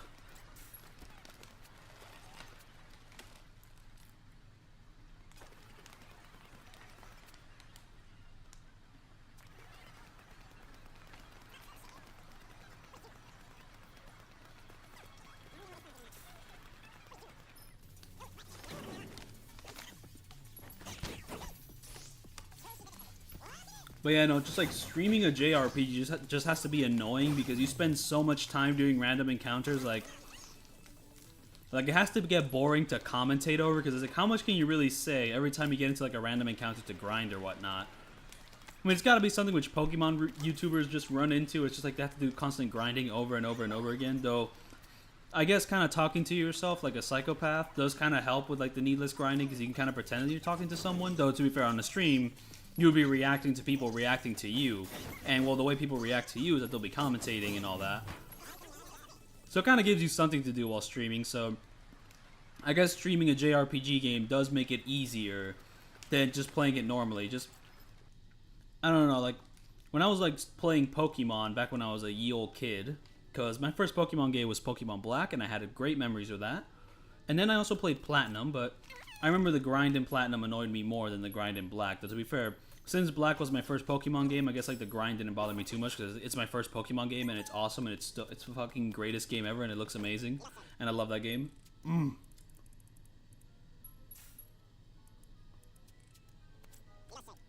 Like, nah, I would yap.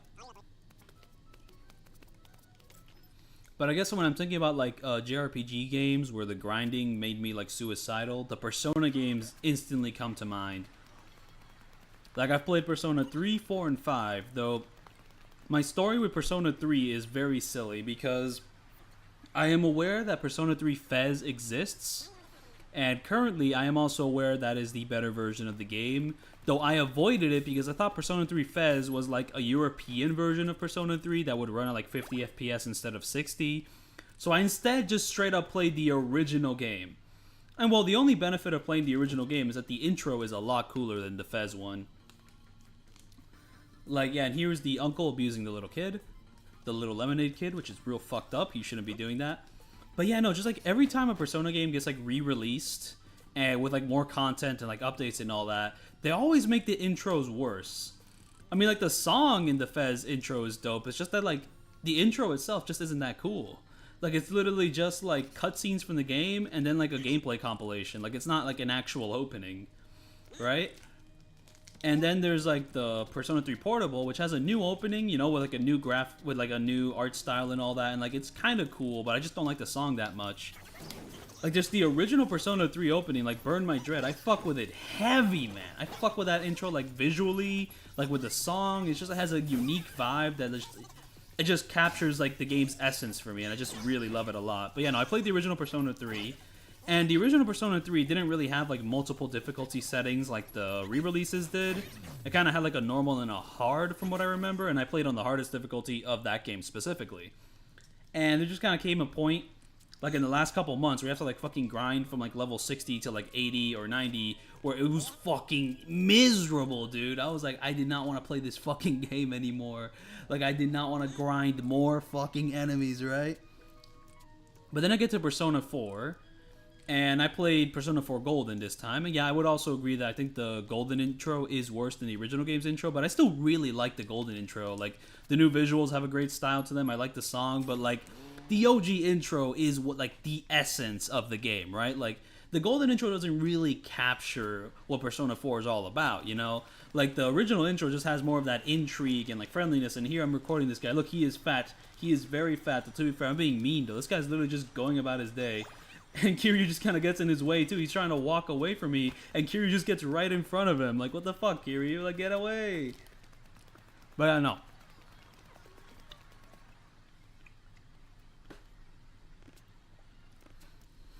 I definitely felt less suicidal playing Persona 4. However, I played it on very hard. I played on the hardest fucking difficulty, and honestly, that might have been a mistake, because it means the grinding is just worse. Basically, like, when I reached... Basically, the game's a murder mystery, and you have to solve a mystery involving a killer. And once you know who the killer is, you have to do a dungeon involving the killer. Once I reached that dungeon, the fucking grinding made me suicidal. Like, holy shit, I did not want to fucking grind in that game anymore. Ugh, dude. It was fucking miserable, man. I love how the rain shows up just for this, like, cutscene here. Oh, wait, no. Yeah, it's always gonna happen. Never mind. Is that this game has a dynamic weather system, so I thought the dynamic weather system came into play, but no, that's literally always going to happen when you're doing this side quest. So never mind, I'm wrong about that. But this game does have a dynamic weather system just because Hawaii has like these like sudden showers. So this game incorporates that into this game. So randomly when you're exploring the world, there'll just be random showers, and it's dope as hell. You know, makes the world feel more alive.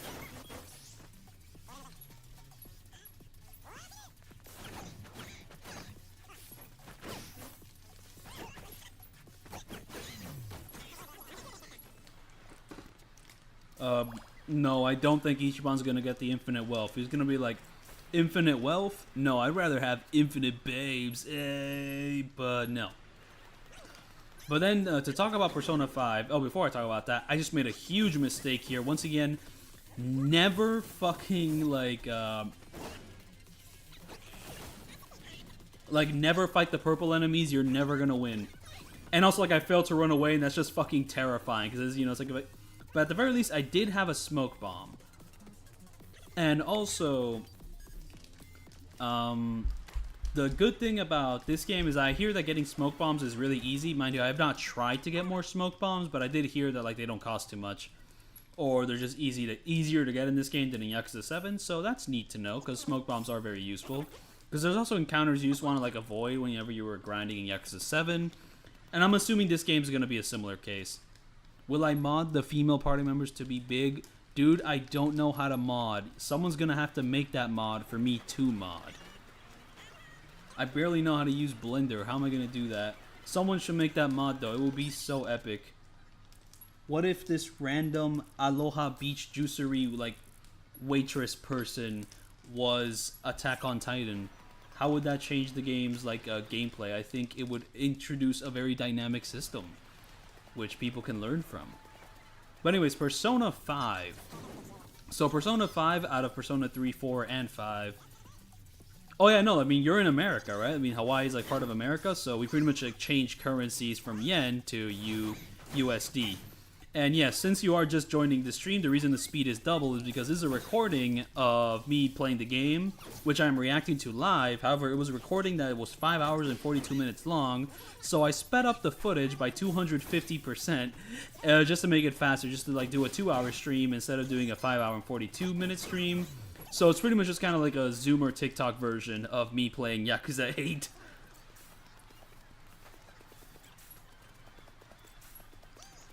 I mean, I have recovered my money, but the money I have right now still isn't, like, amazing.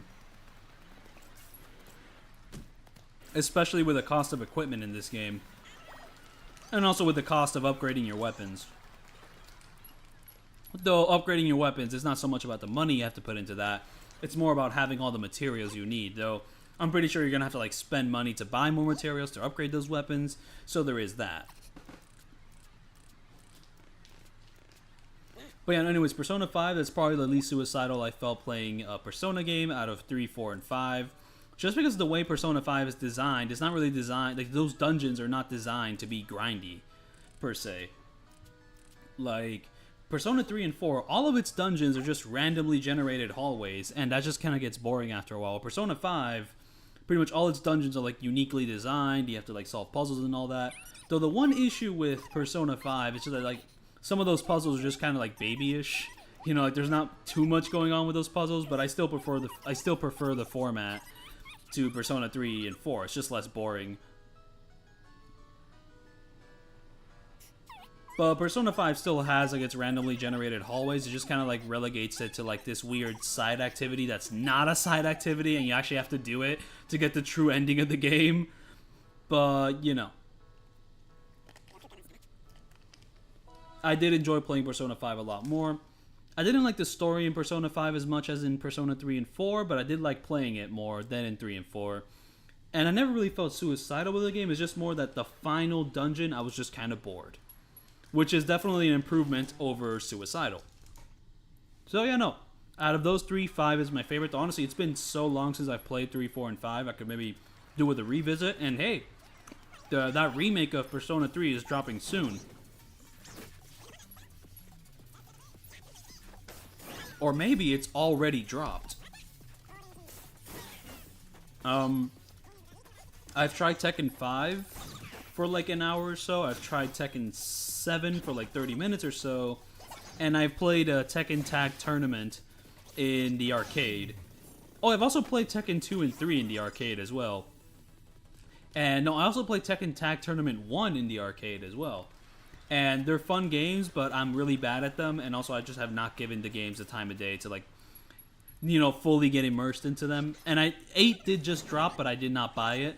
Because, I mean, out of the games I was buying at that time, I was going to focus all my energy into Yakuza 8. Like, there was just no competition. This is the game I will focus my energy on. But I did buy, like, Tekken 7, like, and all its DLC for, like, $7. But now that, like, 8 exists, it just feels kind of pointless to own the game. But I own it. And, you know, like, maybe I could try it out someday. Maybe practice a little bit in Tekken 7, then jump onto Tekken 8. But from what I hear, it seems like Tekken 8 is way better than, like, 7. So I do kind of regret my decision, though it was only $7, so hey, whatever, I own it. Also, the version of Tekken 5 that I played was the PS2 version. I emulated it. However, my friend tells me that the best version of Tekken 5 is actually like this PS3 exclusive edition. That's like a special edition of the game, which adds more content, more balance updates, and it's just more fun, but it's like exclusive to the PS3, so that's just kind of weird.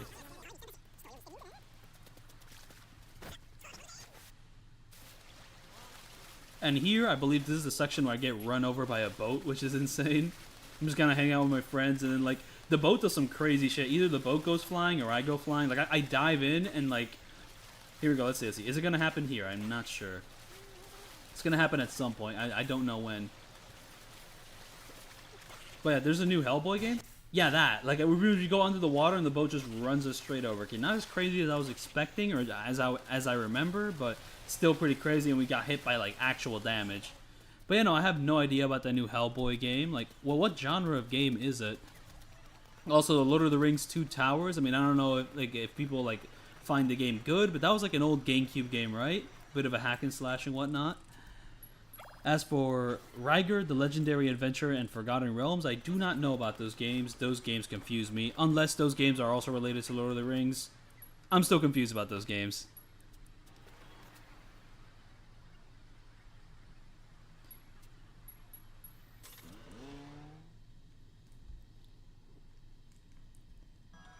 Oh, wait, this is Chapter 2. What? Wait, this recording takes place in Chapter 2, not Chapter 3. I mean, I love Yakuza 3. I mean, I'm not sure if I love it. I mean, it's not exactly like in my top 5 or anything, but I do really like Yakuza 3. Like, its combat is one of its highlights for me, so whenever people like, complain about the combat in Yakuza 3, it just gets suspicious, because I really like that game's combat system. I like the extra challenge and just like the longer health bars per se. It can get annoying for sure, and the remasters definitely made it a little bit has made it like more annoying, but it's still a really fun game. But anyways, I'm just gonna pause right here because I need to go wash my hands. I'll be right back.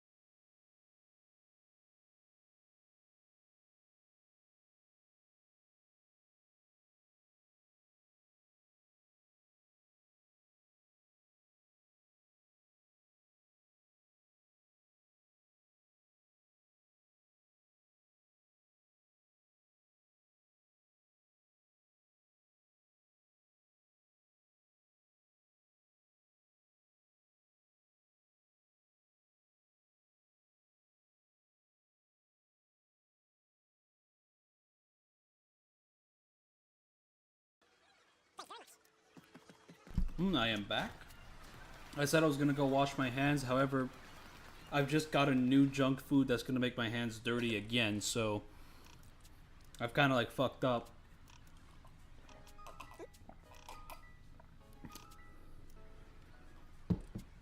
Yeah, the Witcher games. The thing about no damaging the Witcher games is that there just aren't all of them like extremely long. Like, I mean, The Witcher 3 is like a 3-hour like long odyssey or somewhat. So like no damaging all the boss fights in that game just seems insane. Like, it's a really daunting task. Like, I haven't beaten The Witcher 3. I've only played like an hour of it or so, so I have to get back to it. It didn't run the best on my Steam Deck.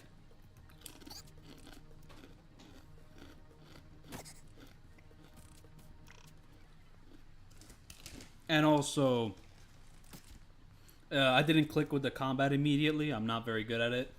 So I kind of have to practice more with that game's combat. I mean, just beat the game once just to kind of get a feel of like what I'm like getting into. And then I'll probably try to like no damage the boss fights on a second playthrough or whatnot. I did play the first Shadow of Mordor game, though I'm not exactly sure like what I would no damage in that game. I mean, it does have main story missions, but like the most interesting stuff in Shadow of Mordor is just like the whole goblin system, where, you know, you kill one goblin, and then when you kill that one goblin, you know, you can control that goblin. Controlling that goblin gives you like control of their domain. And if you fight one goblin and like that goblin comes back, it'll be like used to like it'll have like any weaknesses it had before, it'll like get rid of them in order to fight you better. Like that was like the coolest shit ever. But the rest of the game wasn't really all that. I don't know. I didn't really care much for the rest of the game. It's just, it has like, I mean, the combat system was fun though. It was basically just like Batman, but like lethal. So I did have a lot of fun with the Shadow of Mordor combat system and pretty much like the whole Goblin domain system. It has a different name. It was like the Rival system or something. Just a super cool system that...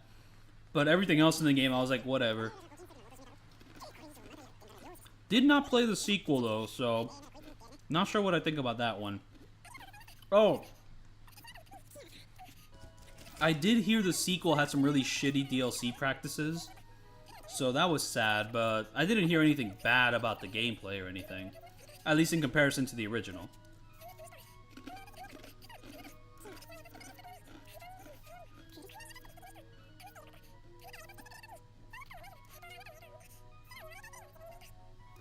As for the Darksiders games,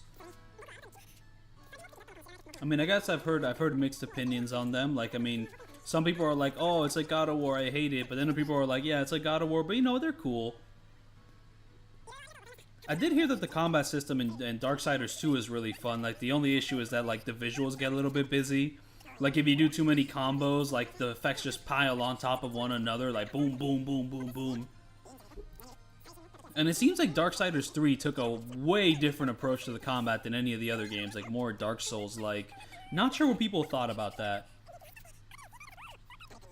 I do own the Jak and Daxter trilogy on PS2, and I played like 40 minutes or so of like Jak and Daxter 1, but I haven't actually dedicated to beating those games yet. But I do kind of want to beat that little classic Naughty Dog trilogy, considering it's like one of the things they made before they kind of banked all in on The Last of Us. Well, they banked all in on like Uncharted and The Last of Us. Though, I mean, okay, they finished up Uncharted and then they did The Last of Us of some sort. But just more realistic games, you know, like back when they were doing more cartoony stuff.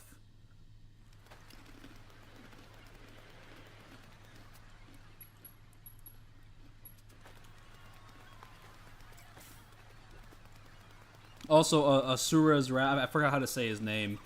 Asura's, like, Wrath. That game, I would want to do it just because the game is, like, one of the coolest looking games of all time. Like, it's a game that's mostly filled with, like, QTEs from what I hear. I heard the combat's not that good. But that, like, the cinematic sequences are, like, some of the greatest cinematic sequences of all time. Like, from what I've seen of that game, that is exactly the case. Like, that it has a really dope-ass story with, like, amazing moments. And it just, like, has, like, an incredible energy to it. So, that's, like, a game I've always wanted to play just for that. Oh, yeah, no, please do make that list. I mean, honestly, I should probably make a list myself. I mean, it's just like I have a lot of games I want to no damage that I probably will have priority over the games you're recommending. But it's also still good to keep these games in mind. I mean, it's good to keep in mind what the people like want me to play.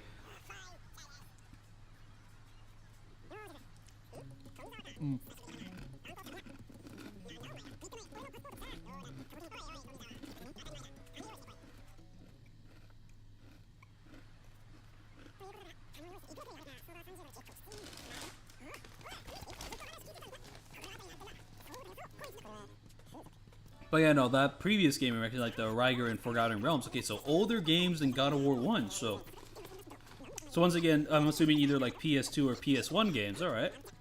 But yeah, no, I actually have no idea what those games are. So it's like completely new for me. And here we have Gary Buster Holmes.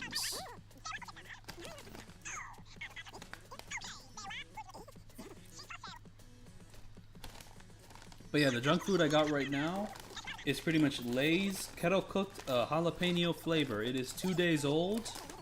I was munching on this with me after the trip was done.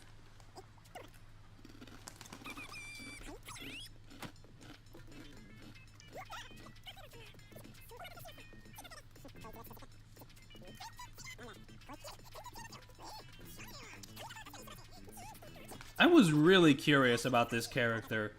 Honestly, like, there were theories that this might be like a trans character or something, or Gary Buster Holmes going through a phase, but the way the game is playing it, it's just like a chick that's like stupidly buff, and that's pretty much it. But I was not expecting like the joke to be that you're looking for like Chitose, and it's just like, oh, this one's also Chitose and dressed exactly like Chitose. It's just that she's like a buff Gary Buster Holmes but chick. I didn't think it would be like a Chitose joke, though. I don't know, that joke doesn't really go too far. It's kind of like a one-and-done deal. Then, like, the joke afterwards is just that, oh, buff chick Gary Buster Holmes. And that's that.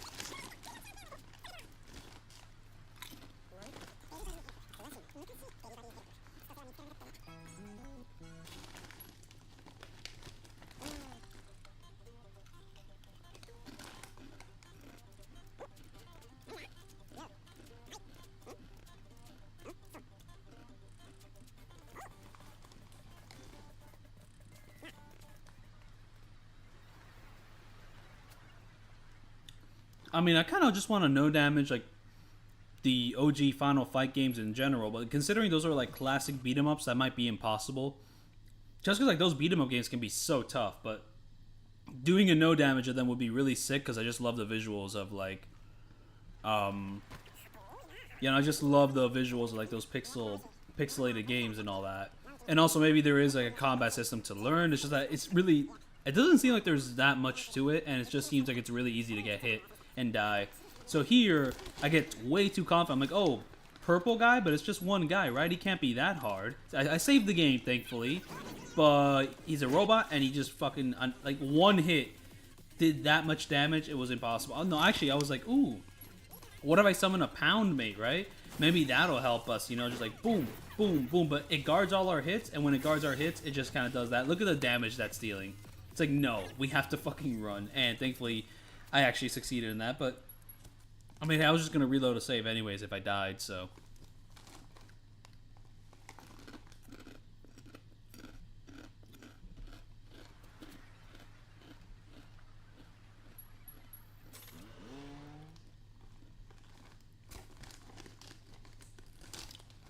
And also, I did want to stream myself reacting to this like video, because if I uploaded it normally, it would take like 3 or 4 hours or so for the video to get uploaded on YouTube, while reacting to it live just means that the video is automatically getting uploaded on YouTube.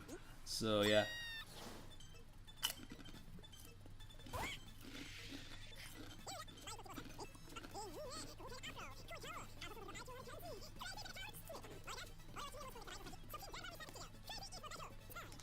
You know, this guy just kind of pulls up and he's like, yeah, you look dumb as hell. You look dope. He's also got a little, like, Kiwami hairline there.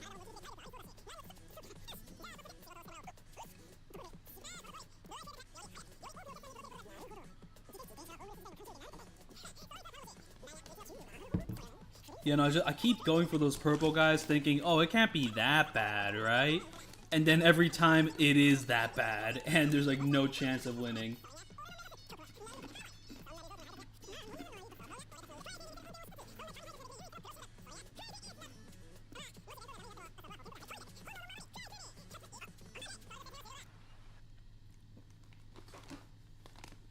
But yeah, no, I've only played this minigame once, but it's fantastic. Like, it's just like, it's basically just like a mini version of like Crazy Taxi. And also kind of like,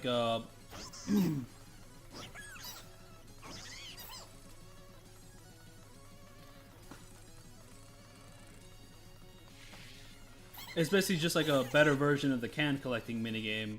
You know, you still have to collect cans of some sort, except the cans are food, but you also have to deliver the food to other people, and you also have to do tricks while riding the bike, and you also have to, like, not, like, fuck up the tricks to keep the things going, and it's just like, yeah! I love this a lot. Oh, to be fair, I mean, I still really like the can collecting minigame, though this one's just cooler. I mean, just fucking Crazy Taxi. You can do flips, you can do jumps, you can do tricks, like, hell yeah. I guess the issue with, like, the challenge in the can collecting one, I don't fully remember it, but, like, weren't there, like, enemies that could, like, steal cans away from you? But you also had to, like, steal cans away from them. It was kind of like a Pac-Man system of some sort.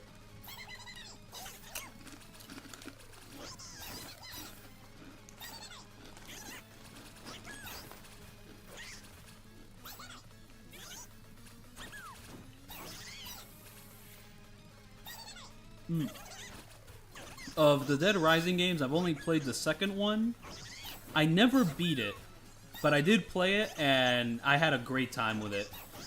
So I guess when it comes to no damage, I don't know how that's going to work out, because it seems like with Dead Rising, like when it comes to fighting the boss fights and no damaging them, it's more of a level thing than like a skill combat thing. You know, you need to have like a really good weapon, you need to be like leveled up or whatnot. But the thing is, I mean, I'm not sure if there's that much fun in no damaging the boss fights in Dead Rising. Like, the fun of Dead Rising, you know, is just like managing like the huge zombie crowd that shows up to like kill you and all that. And also managing the hostages and all that. And that is where things get really complicated, because like, I'm pretty sure just like, you know, saving everyone and making sure no one dies is basically like next to impossible or something like that, or just like incredibly stupidly hard. Like, I mean, at least the things I hear, like the nightmare stories I hear about like Dead Rising 1 is that like saving people and like saving the hostages to get the best ending is like brutally difficult. I'm not sure if Dead Rising 2 made it easier, but I just hear that Dead Rising 1's like super hard. And then I do not hear the best opinions of Dead Rising 3 and Dead Rising 4. Like, it seems like Dead Rising 3, like, I hear it's a fun game, it's just that, like, the story and style of that game just isn't as fun as the previous ones. Like, it's more grindhousey in kind of, like, a mean way of some sort, and also most of the game is gray instead of, like, the colorful malls of the previous time. Mostly, like, gray streets and all that just doesn't really pop. And then we have Dead Rising 4, which is like, hey, Dead Rising 4, we're gonna get back to form, you know, we're gonna bring back Frank West, but the version of Frank West that exists in Dead Rising 4 is just really obnoxious and annoying. And I even heard that the gameplay just wasn't as fun in Dead Rising 4 than in the previous game, so I just hear that Dead Rising 4 is a crying shame of a game. So I'm not too interested in playing that one. I mean, I still have to play Dead Rising 1, and I mean, I'm probably interested in trying out Dead Rising 3. I mean, probably one of the most interesting things about Dead Rising 3 is it was basically like an Xbox One like launch title, though it has come to PC. And does Dead Rising 3 exist, like, on PS4, PS5? I'm not sure, but it might have been, like, one of those rare Xbox One exclusives.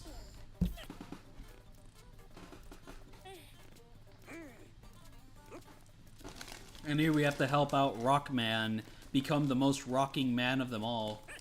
And thankfully, this side quest is one that gives you a summon, though I'm not sure how useful that summon is, because I have not been using the pound mate system just because it costs money, and I'm not exactly the most rich in this game. And also, I've never really been in a situation where I need to use pound mates, though maybe I should give it a try and just find out which are like the most useful summons. To be fair, the most useful summons will probably be just those summons that, like, those really big story-based summons, you know.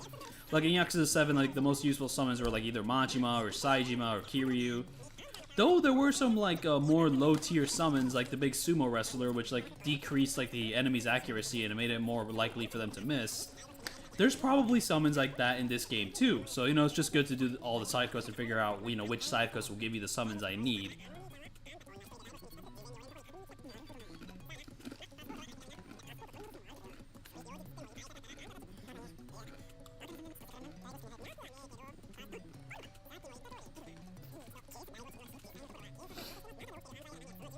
Oh yeah, there was that off-the-record game, so that is kind of a new game of some sort. Wasn't sure what the deal with it was, but it does exist, so it's important to mention.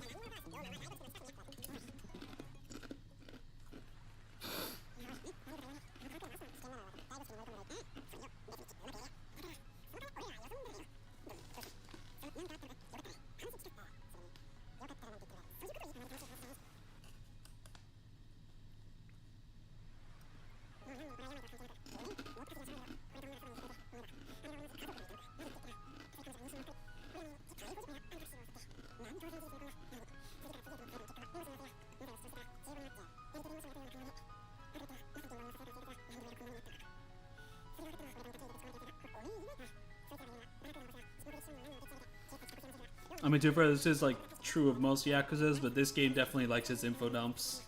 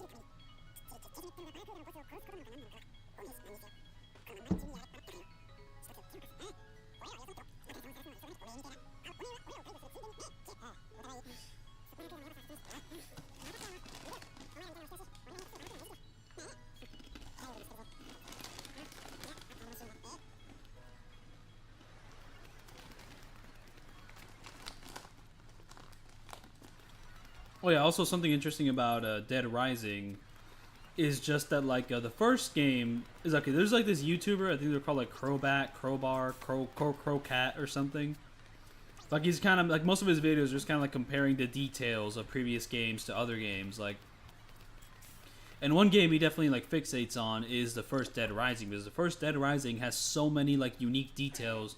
It's just an incredibly detailed game in like its in its presentation. Like the graphics like have like a huge like mirror sheen to them. You know, like there's like reflections on the floor. You know, like you shoot a ball, the physics like work correctly. If you look at yourself in a mirror, like it'll actually like work well. Like the way the zombies move is like super like incredible or something. And then like and pretty much like the games that came after Dead Rising 1 just aren't as technically sound per se in a couple areas. Like, I don't know, Dead Rising 2, like, it doesn't have as much reflections or doesn't run as smooth.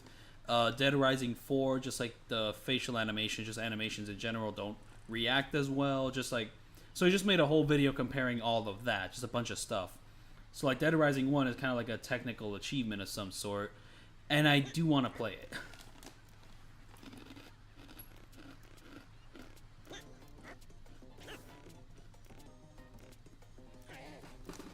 Which Yakuza game is my favorite and least favorite?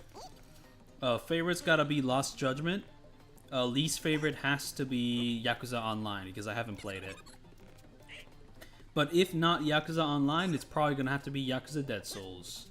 It's just that style of combat is probably my least favorite. Oh, and those style of long battles are also my least favorite. And also, I'm just not a fan of the way the world is like cut up into little chunks and parts, where it's like, you know, huge parts of the world map will be like locked off. Not a huge fan of that.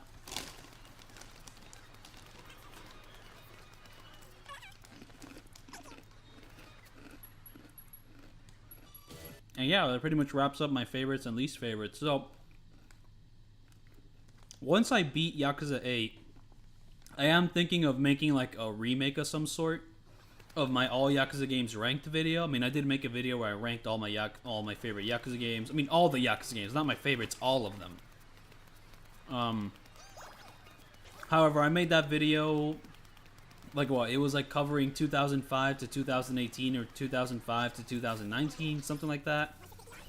So I was covering like a limited amount of Yakuza games in comparison to what we have now. There's been a bunch of new games. So I guess, you know, once I finish Yakuza 8 here, I might just redo that video. And also, like, my placements have changed slightly. Like, you know, Ishin and Yakuza 4 are gonna be lower on the list, you know, all that and all that.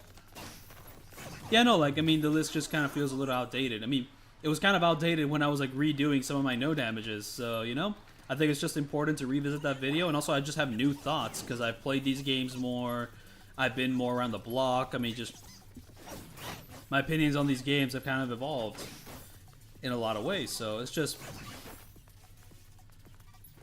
important to just kind of revisit that video, just do it again, and also, it'll be good for views, people just want to see that video.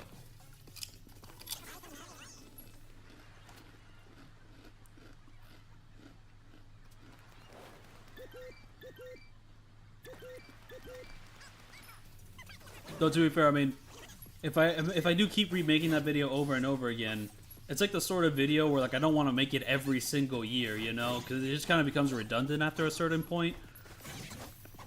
Oh, Shadow of Rome.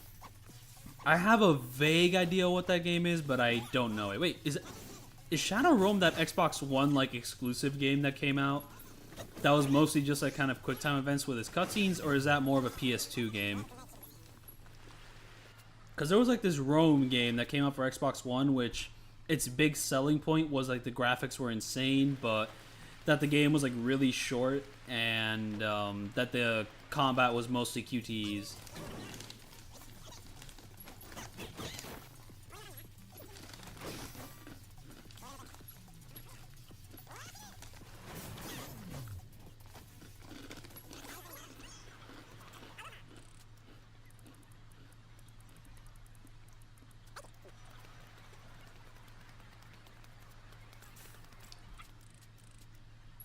Boom, the dog likes Hawaiian pizza. Are dogs allowed to eat pineapple? Because I would assume a Hawaiian pizza has pineapple on it. Yeah, like no one remembers that 2013 Xbox game. The only reason I remember it is because the Xbox One exclusive, like the time of the Xbox One coming out and getting exclusive was such a strange fucking time. Just like such a bizarre period that I was there and for. Because the fucking release of the Xbox One was surreal as shit. Like, it was trying to pull a bunch of shady shit, like, oh, you can't share games with people, you can't, like, fucking, it had to be, like, a console that's always online. It was a fucking bizarre and, like, the way the PS4 can just take advantage of how much the Xbox One was fucking up, where all its commercials were basically just, oh, we're not the Xbox One.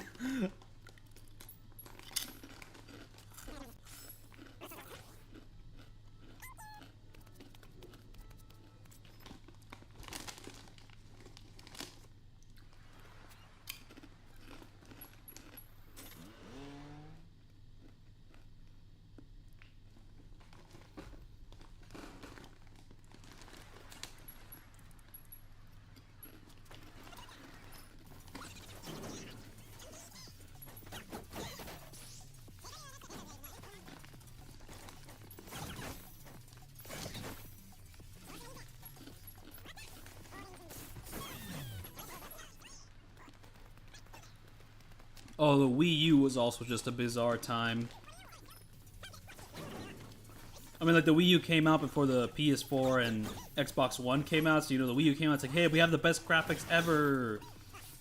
But that wasn't even exactly true, because, like, there were certain games that ran and looked a little bit better on Xbox 360 and like, PS3, though, like, the Wii U, for a lot of other things, could say something along the lines of, oh, yeah, we're the best looking, but then the PS4 and Xbox One came out and completely outclassed it. And it was just kind of a joke of a console in terms of, like, graphics and all that. But to be fair, that was also true with the Wii, but the Wii was just, like, so much of its own thing that, like, it just made its own space in the market, though it was kind of a joke when comparing it with, like, third-party shooter games and whatnot. Like, you're not going to be running fucking COD on the Nintendo Wii.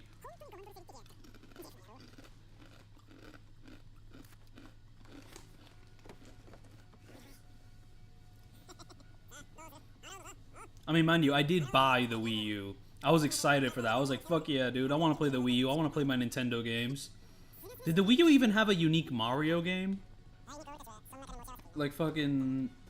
Like, the Wii had Mario Galaxy. I mean, the Wii U basically just had fucking New Super Mario Bros. Wii U, but not like a new 3D one, right? Oh, no, it had 3D World. which I never actually played.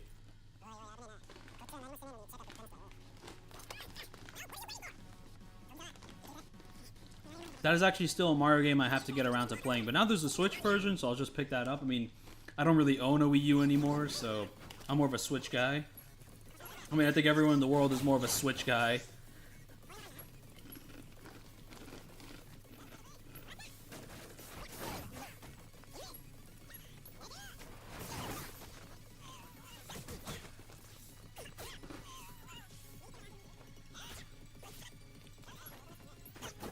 Like, there's only, like, a rare few games which are, like, Wii U exclusive.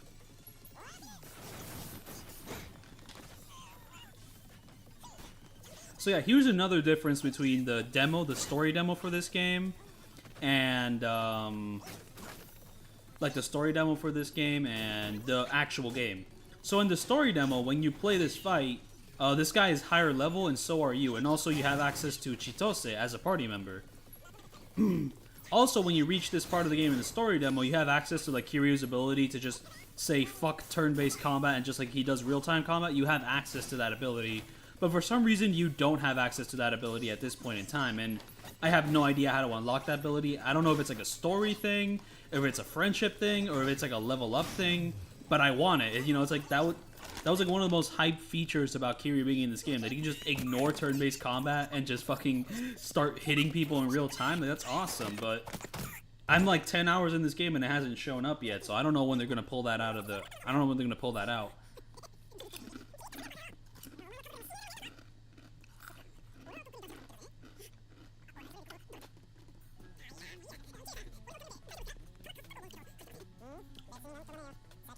Oh, your comment about Bayonetta 3? I really like this like cutscene where like Kiryu's like checking Ichiban's hair. They have such a good dynamic in this game. It's just very like crime drama-y and stuff. I really need to watch wait, what's his name? Takashi Miike. No, I mean, I do need to watch more Takashi Miike films, yes, but this is another guy. The guy who played Hirose in Yakuza 6. He's like one of the most famous actors ever. But I forgot his name. No. He's super famous. He's in Battle Royale. But yeah, no, like your comment, like like the number 3 in your I heard bad things about Bayonetta 3. The 3 was blocked out by the heart. So I thought you said you heard some bad things about Bayonetta 1, but that is not the case. You're talking about 3. So yeah, I mean, I've heard mixed opinions about 3 as well. I mean, I'm not sure if I've heard that it's like a super bad game, but that it is kind of a downgrade from Bayonetta 1 and 2. The one thing that definitely feels like a downgrade is just like the visuals of Bayonetta 3. Like, just Bayonetta 1 and 2 are such like amazing looking games, and then like you look at 3 and it looks a little bit janky, I'm not gonna lie. The same thing happened to No More Heroes like 1, 2, and 3. Like No More Heroes 1 and 2 are like some of my favorite looking games on the Wii. And then you get to No More Heroes 3 and the game just looks very janky and just like a little unpolished, and I just don't like the look of it.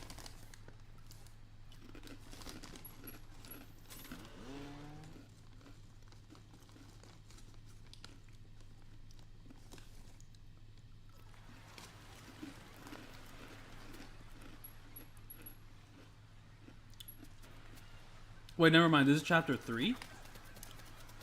I mean, I don't know if the previous section was chapter 2 or not, but this is chapter 3. Okay, never mind. We are in chapter 3.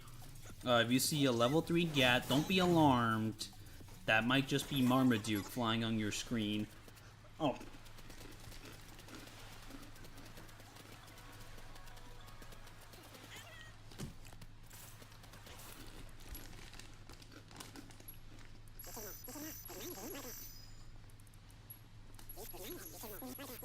I mean, No More Heroes 3 combat is really good. It's definitely the best combat in the series, but not sure if I really like the story per se so much in No More Heroes 3. I mean, I like it better than 2, but also there's like certain aspects of No More Heroes 3 that were a little disappointing. For one, the lack of levels. There's like 0 levels in No More Heroes 3. Like, there's no beat-em-up sections. It just feels weird when No More Heroes 1 and 2 had, like, beat-em-up levels. And, like, 3 just has nothing. It's basically just, like, enemy waves and boss fights, and like not in succession. Like those are two separate activities you do. So that was disappointing. Though to be fair, some of the levels in No More Heroes 2 went on for way too long. But I don't think the solution is just to get rid of them. I just don't like that decision.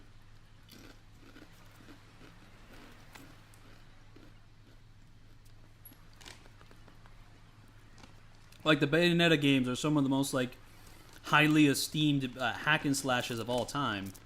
Yeah, no, I have not unlocked Kiryu's like old combat style yet, and I don't know how I have to do that. Like, do I have to become like friends with him? Like, I don't know myself how to unlock it, but I do want to unlock it. But yeah, no, like right now, I mean, I did the OG God of War games. I want to finish up doing the Devil May Cry games, and then after that, I will probably want to do like a Bayonetta no damage, just because like the Bayonetta like games are some of the most highly esteemed hack and slashes ever. I am worse at the Bayonetta games than I am at the Devil May Cry games, but I can always learn to get better. But yeah, no, like the Bayonetta games are awesome. I played 1 and 2. They're awesome games.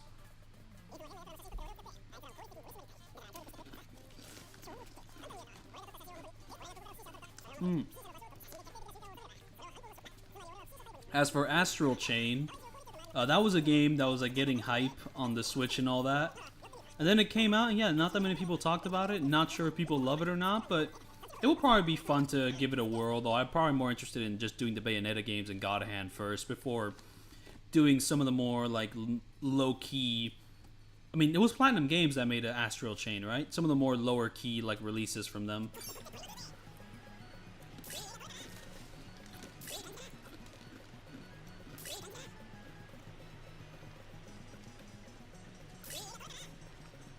And here we have the Pokemon Snap parody.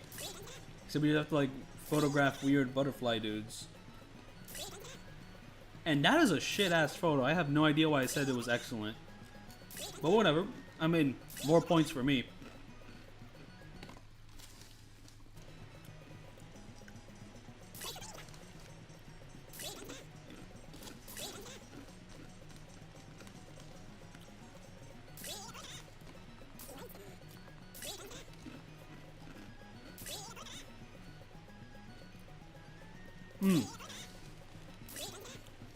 This year, I definitely think I'll do it this year. I mean, I might end up doing like a Roblox Infinite Wealth this year. But of course, before I do like a Roblox Infinite Wealth, I'll have to do my Like a Dragon Infinite Wealth, like no damage. And then I'll have to do my Lost Roblox Kaito Files no damage. And then I'll have to do my Roblox The Man Who Erased His Username no damage. And then once I do those no damages, I'll do like a Roblox Infinite Wealth no damage. Or Infinite Block, I don't know. I'll have to see what I name it.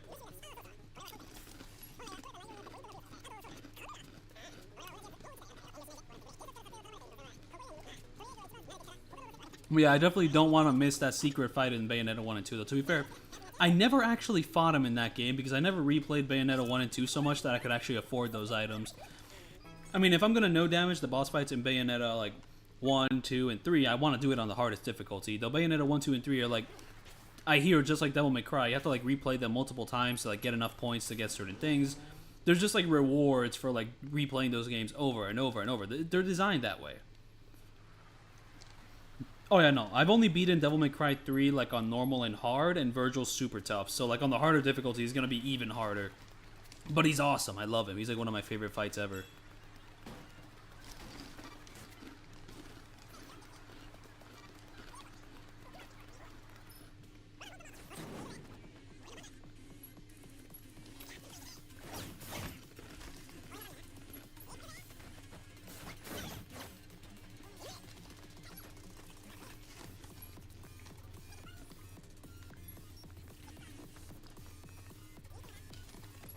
Oh, so you just have to level them up more. Oh.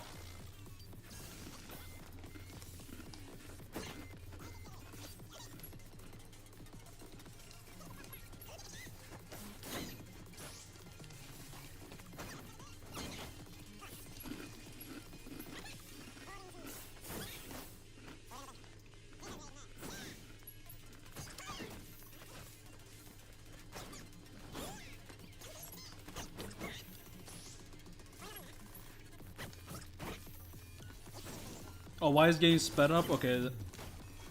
I guess to re-explain that, Basically, like, I wanted to play Like a Dragon Infinite Wealth, but I didn't have any Wi-Fi, but I still wanted to continue this walkthrough, so I just recorded myself, like, playing the game instead of streaming it, and once I had that recording, in part 3, I just uploaded that recording with commentary.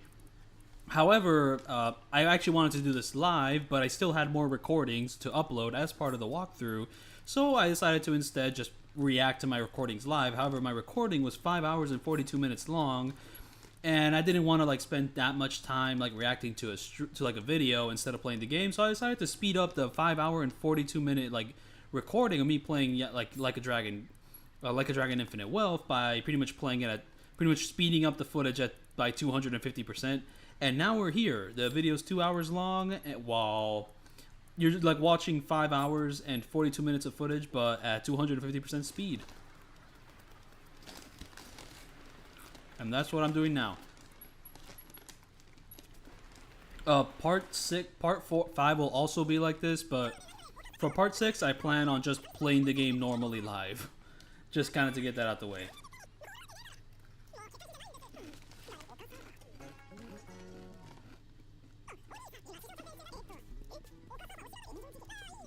Wait, no way. I typed B right back and I never typed the back. Oh, I have to type the back now. Even though I've been back for a lot longer than like me typing it now, but I gotta type it in.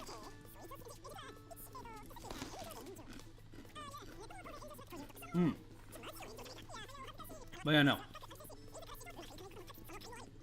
The chapter I'm actually at is chapter 5. But the chapter I'm in this walkthrough is chapter 3.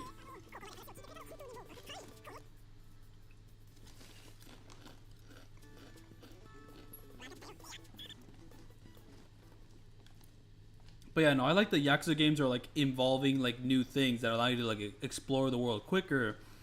Though, like I've mentioned before, this one feels just imperfect.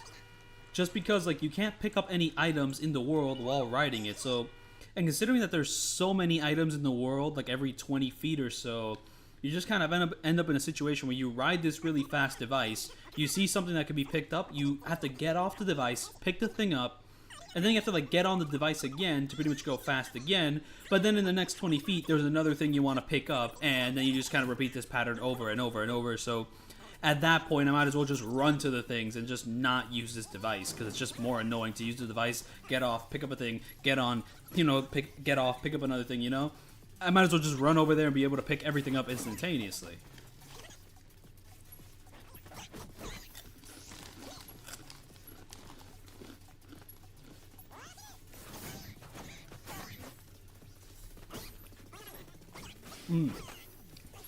The medieval games, I'm vaguely familiar with them. I know that the protagonist of them got to be one of the characters in PlayStation's like All-Star Battle Royale.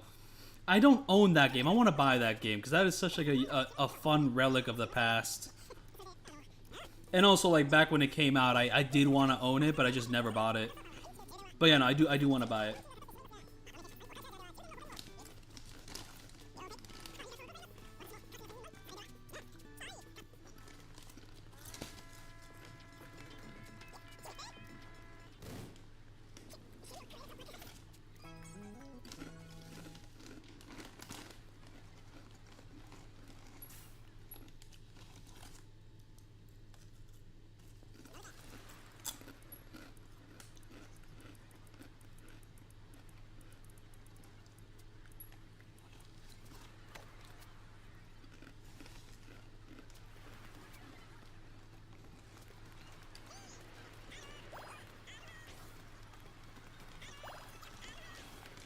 What worries me about this friend system is like for 100%, are you gonna have to like fully max out your friendship with everyone? Like, does every single friend have like a set pattern? Because I swear, like I friend someone and then they'll be like in a completely random location after that.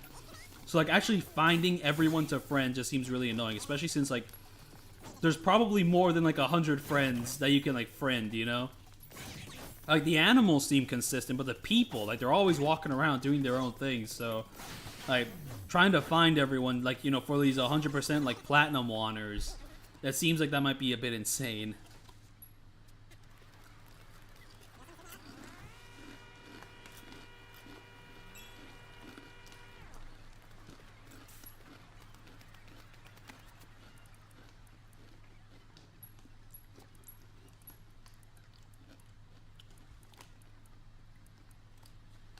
Oh yeah, no. Hyperbit Hero talked about the Fist of the North Star PS1 game.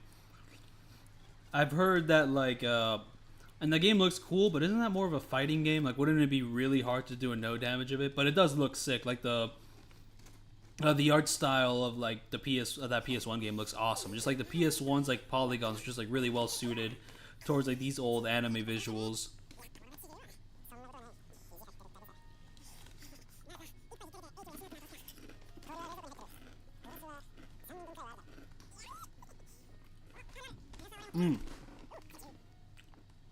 As for Ken's Rage 1 and 2, from what I understand, those games are Dynasty Warrior kind of ripoff, like Musou games, like it's part of that genre.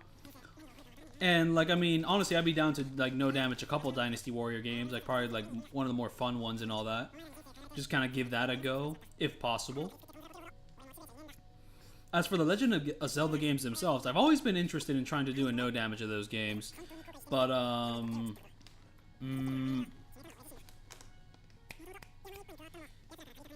it's just that. Oh, it's just that it's always gonna be like over 8 hours, right? But doing only the boss fights in those games just kind of seems like a waste. Like that's not like the hardest parts of those games.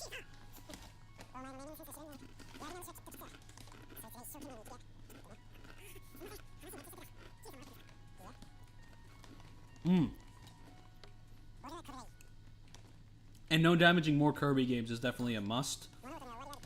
Though the first one I would want to try to do is maybe no damaging Kirby Superstar Ultra. That's just like a childhood favorite, and it's one which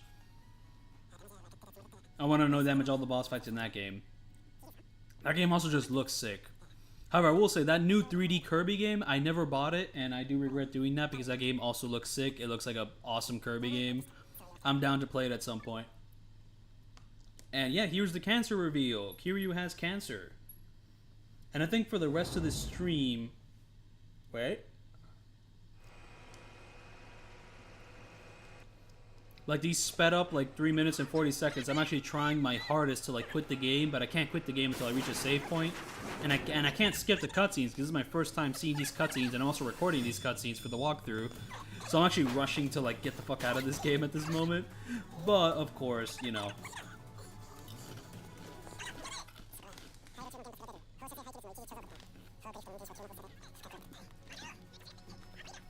Yes, I was wondering how they were going to do this whole cancer backstory. And yeah, I was kind of worried that it was just going to be like a random event where he just gets assaulted by radiation. But the way they worked it in, I kind of like, because basically the reason he got cancer is because he felt so much like guilt over his decision or something that he kind of just shadowed himself away from the world. Like he wants to protect those he loves, so he put himself more into harm's way. So like, I like that, like. So I guess I do kind of like the way they worked it in thematically. You know, it fits Kiryu's character that he would go to those extremes and put himself in that situation. It's not entirely random.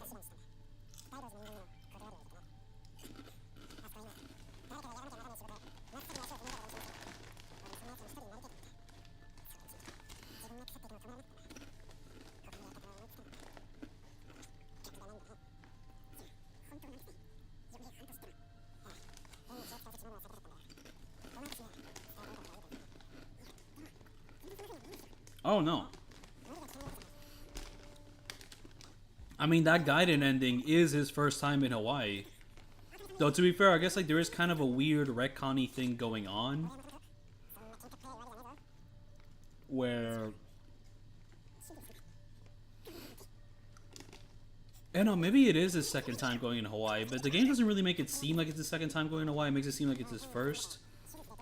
Like, it makes it seem more like Kiryu went to Hawaii, and then, you know, he dropped off the ring, Yumi's ring, and then he got called for the mission.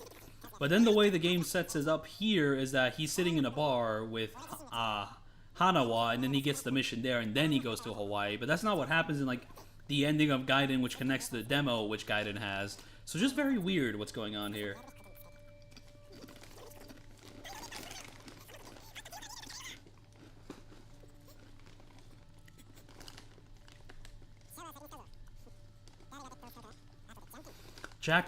Samurai Jack Battle for Time and the Rise of Aku. No real idea. I have like no connection to that game. I have no idea what's going on with that one. And I didn't even know that a PS2 Jackie Chan game based on that like Jackie Chan TV show existed. However, I do have like a childhood with those Ben 10 games.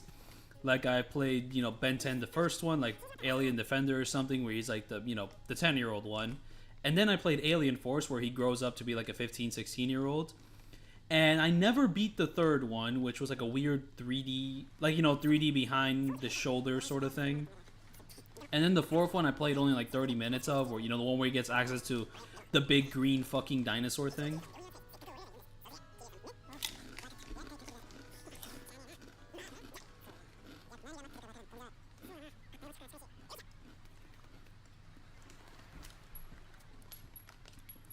But I would want to no damage the first Ben 10 just for the fun of it. Just because it's a classic childhood game for me. And ooh, then the video's restarting back in infinity. It loops back in on itself. I would want to do that Ben 10 game just because I have a childhood with it. I'm just not sure if the boss fights are possible to no damage. I mean, I remember the boss fights being pretty easy.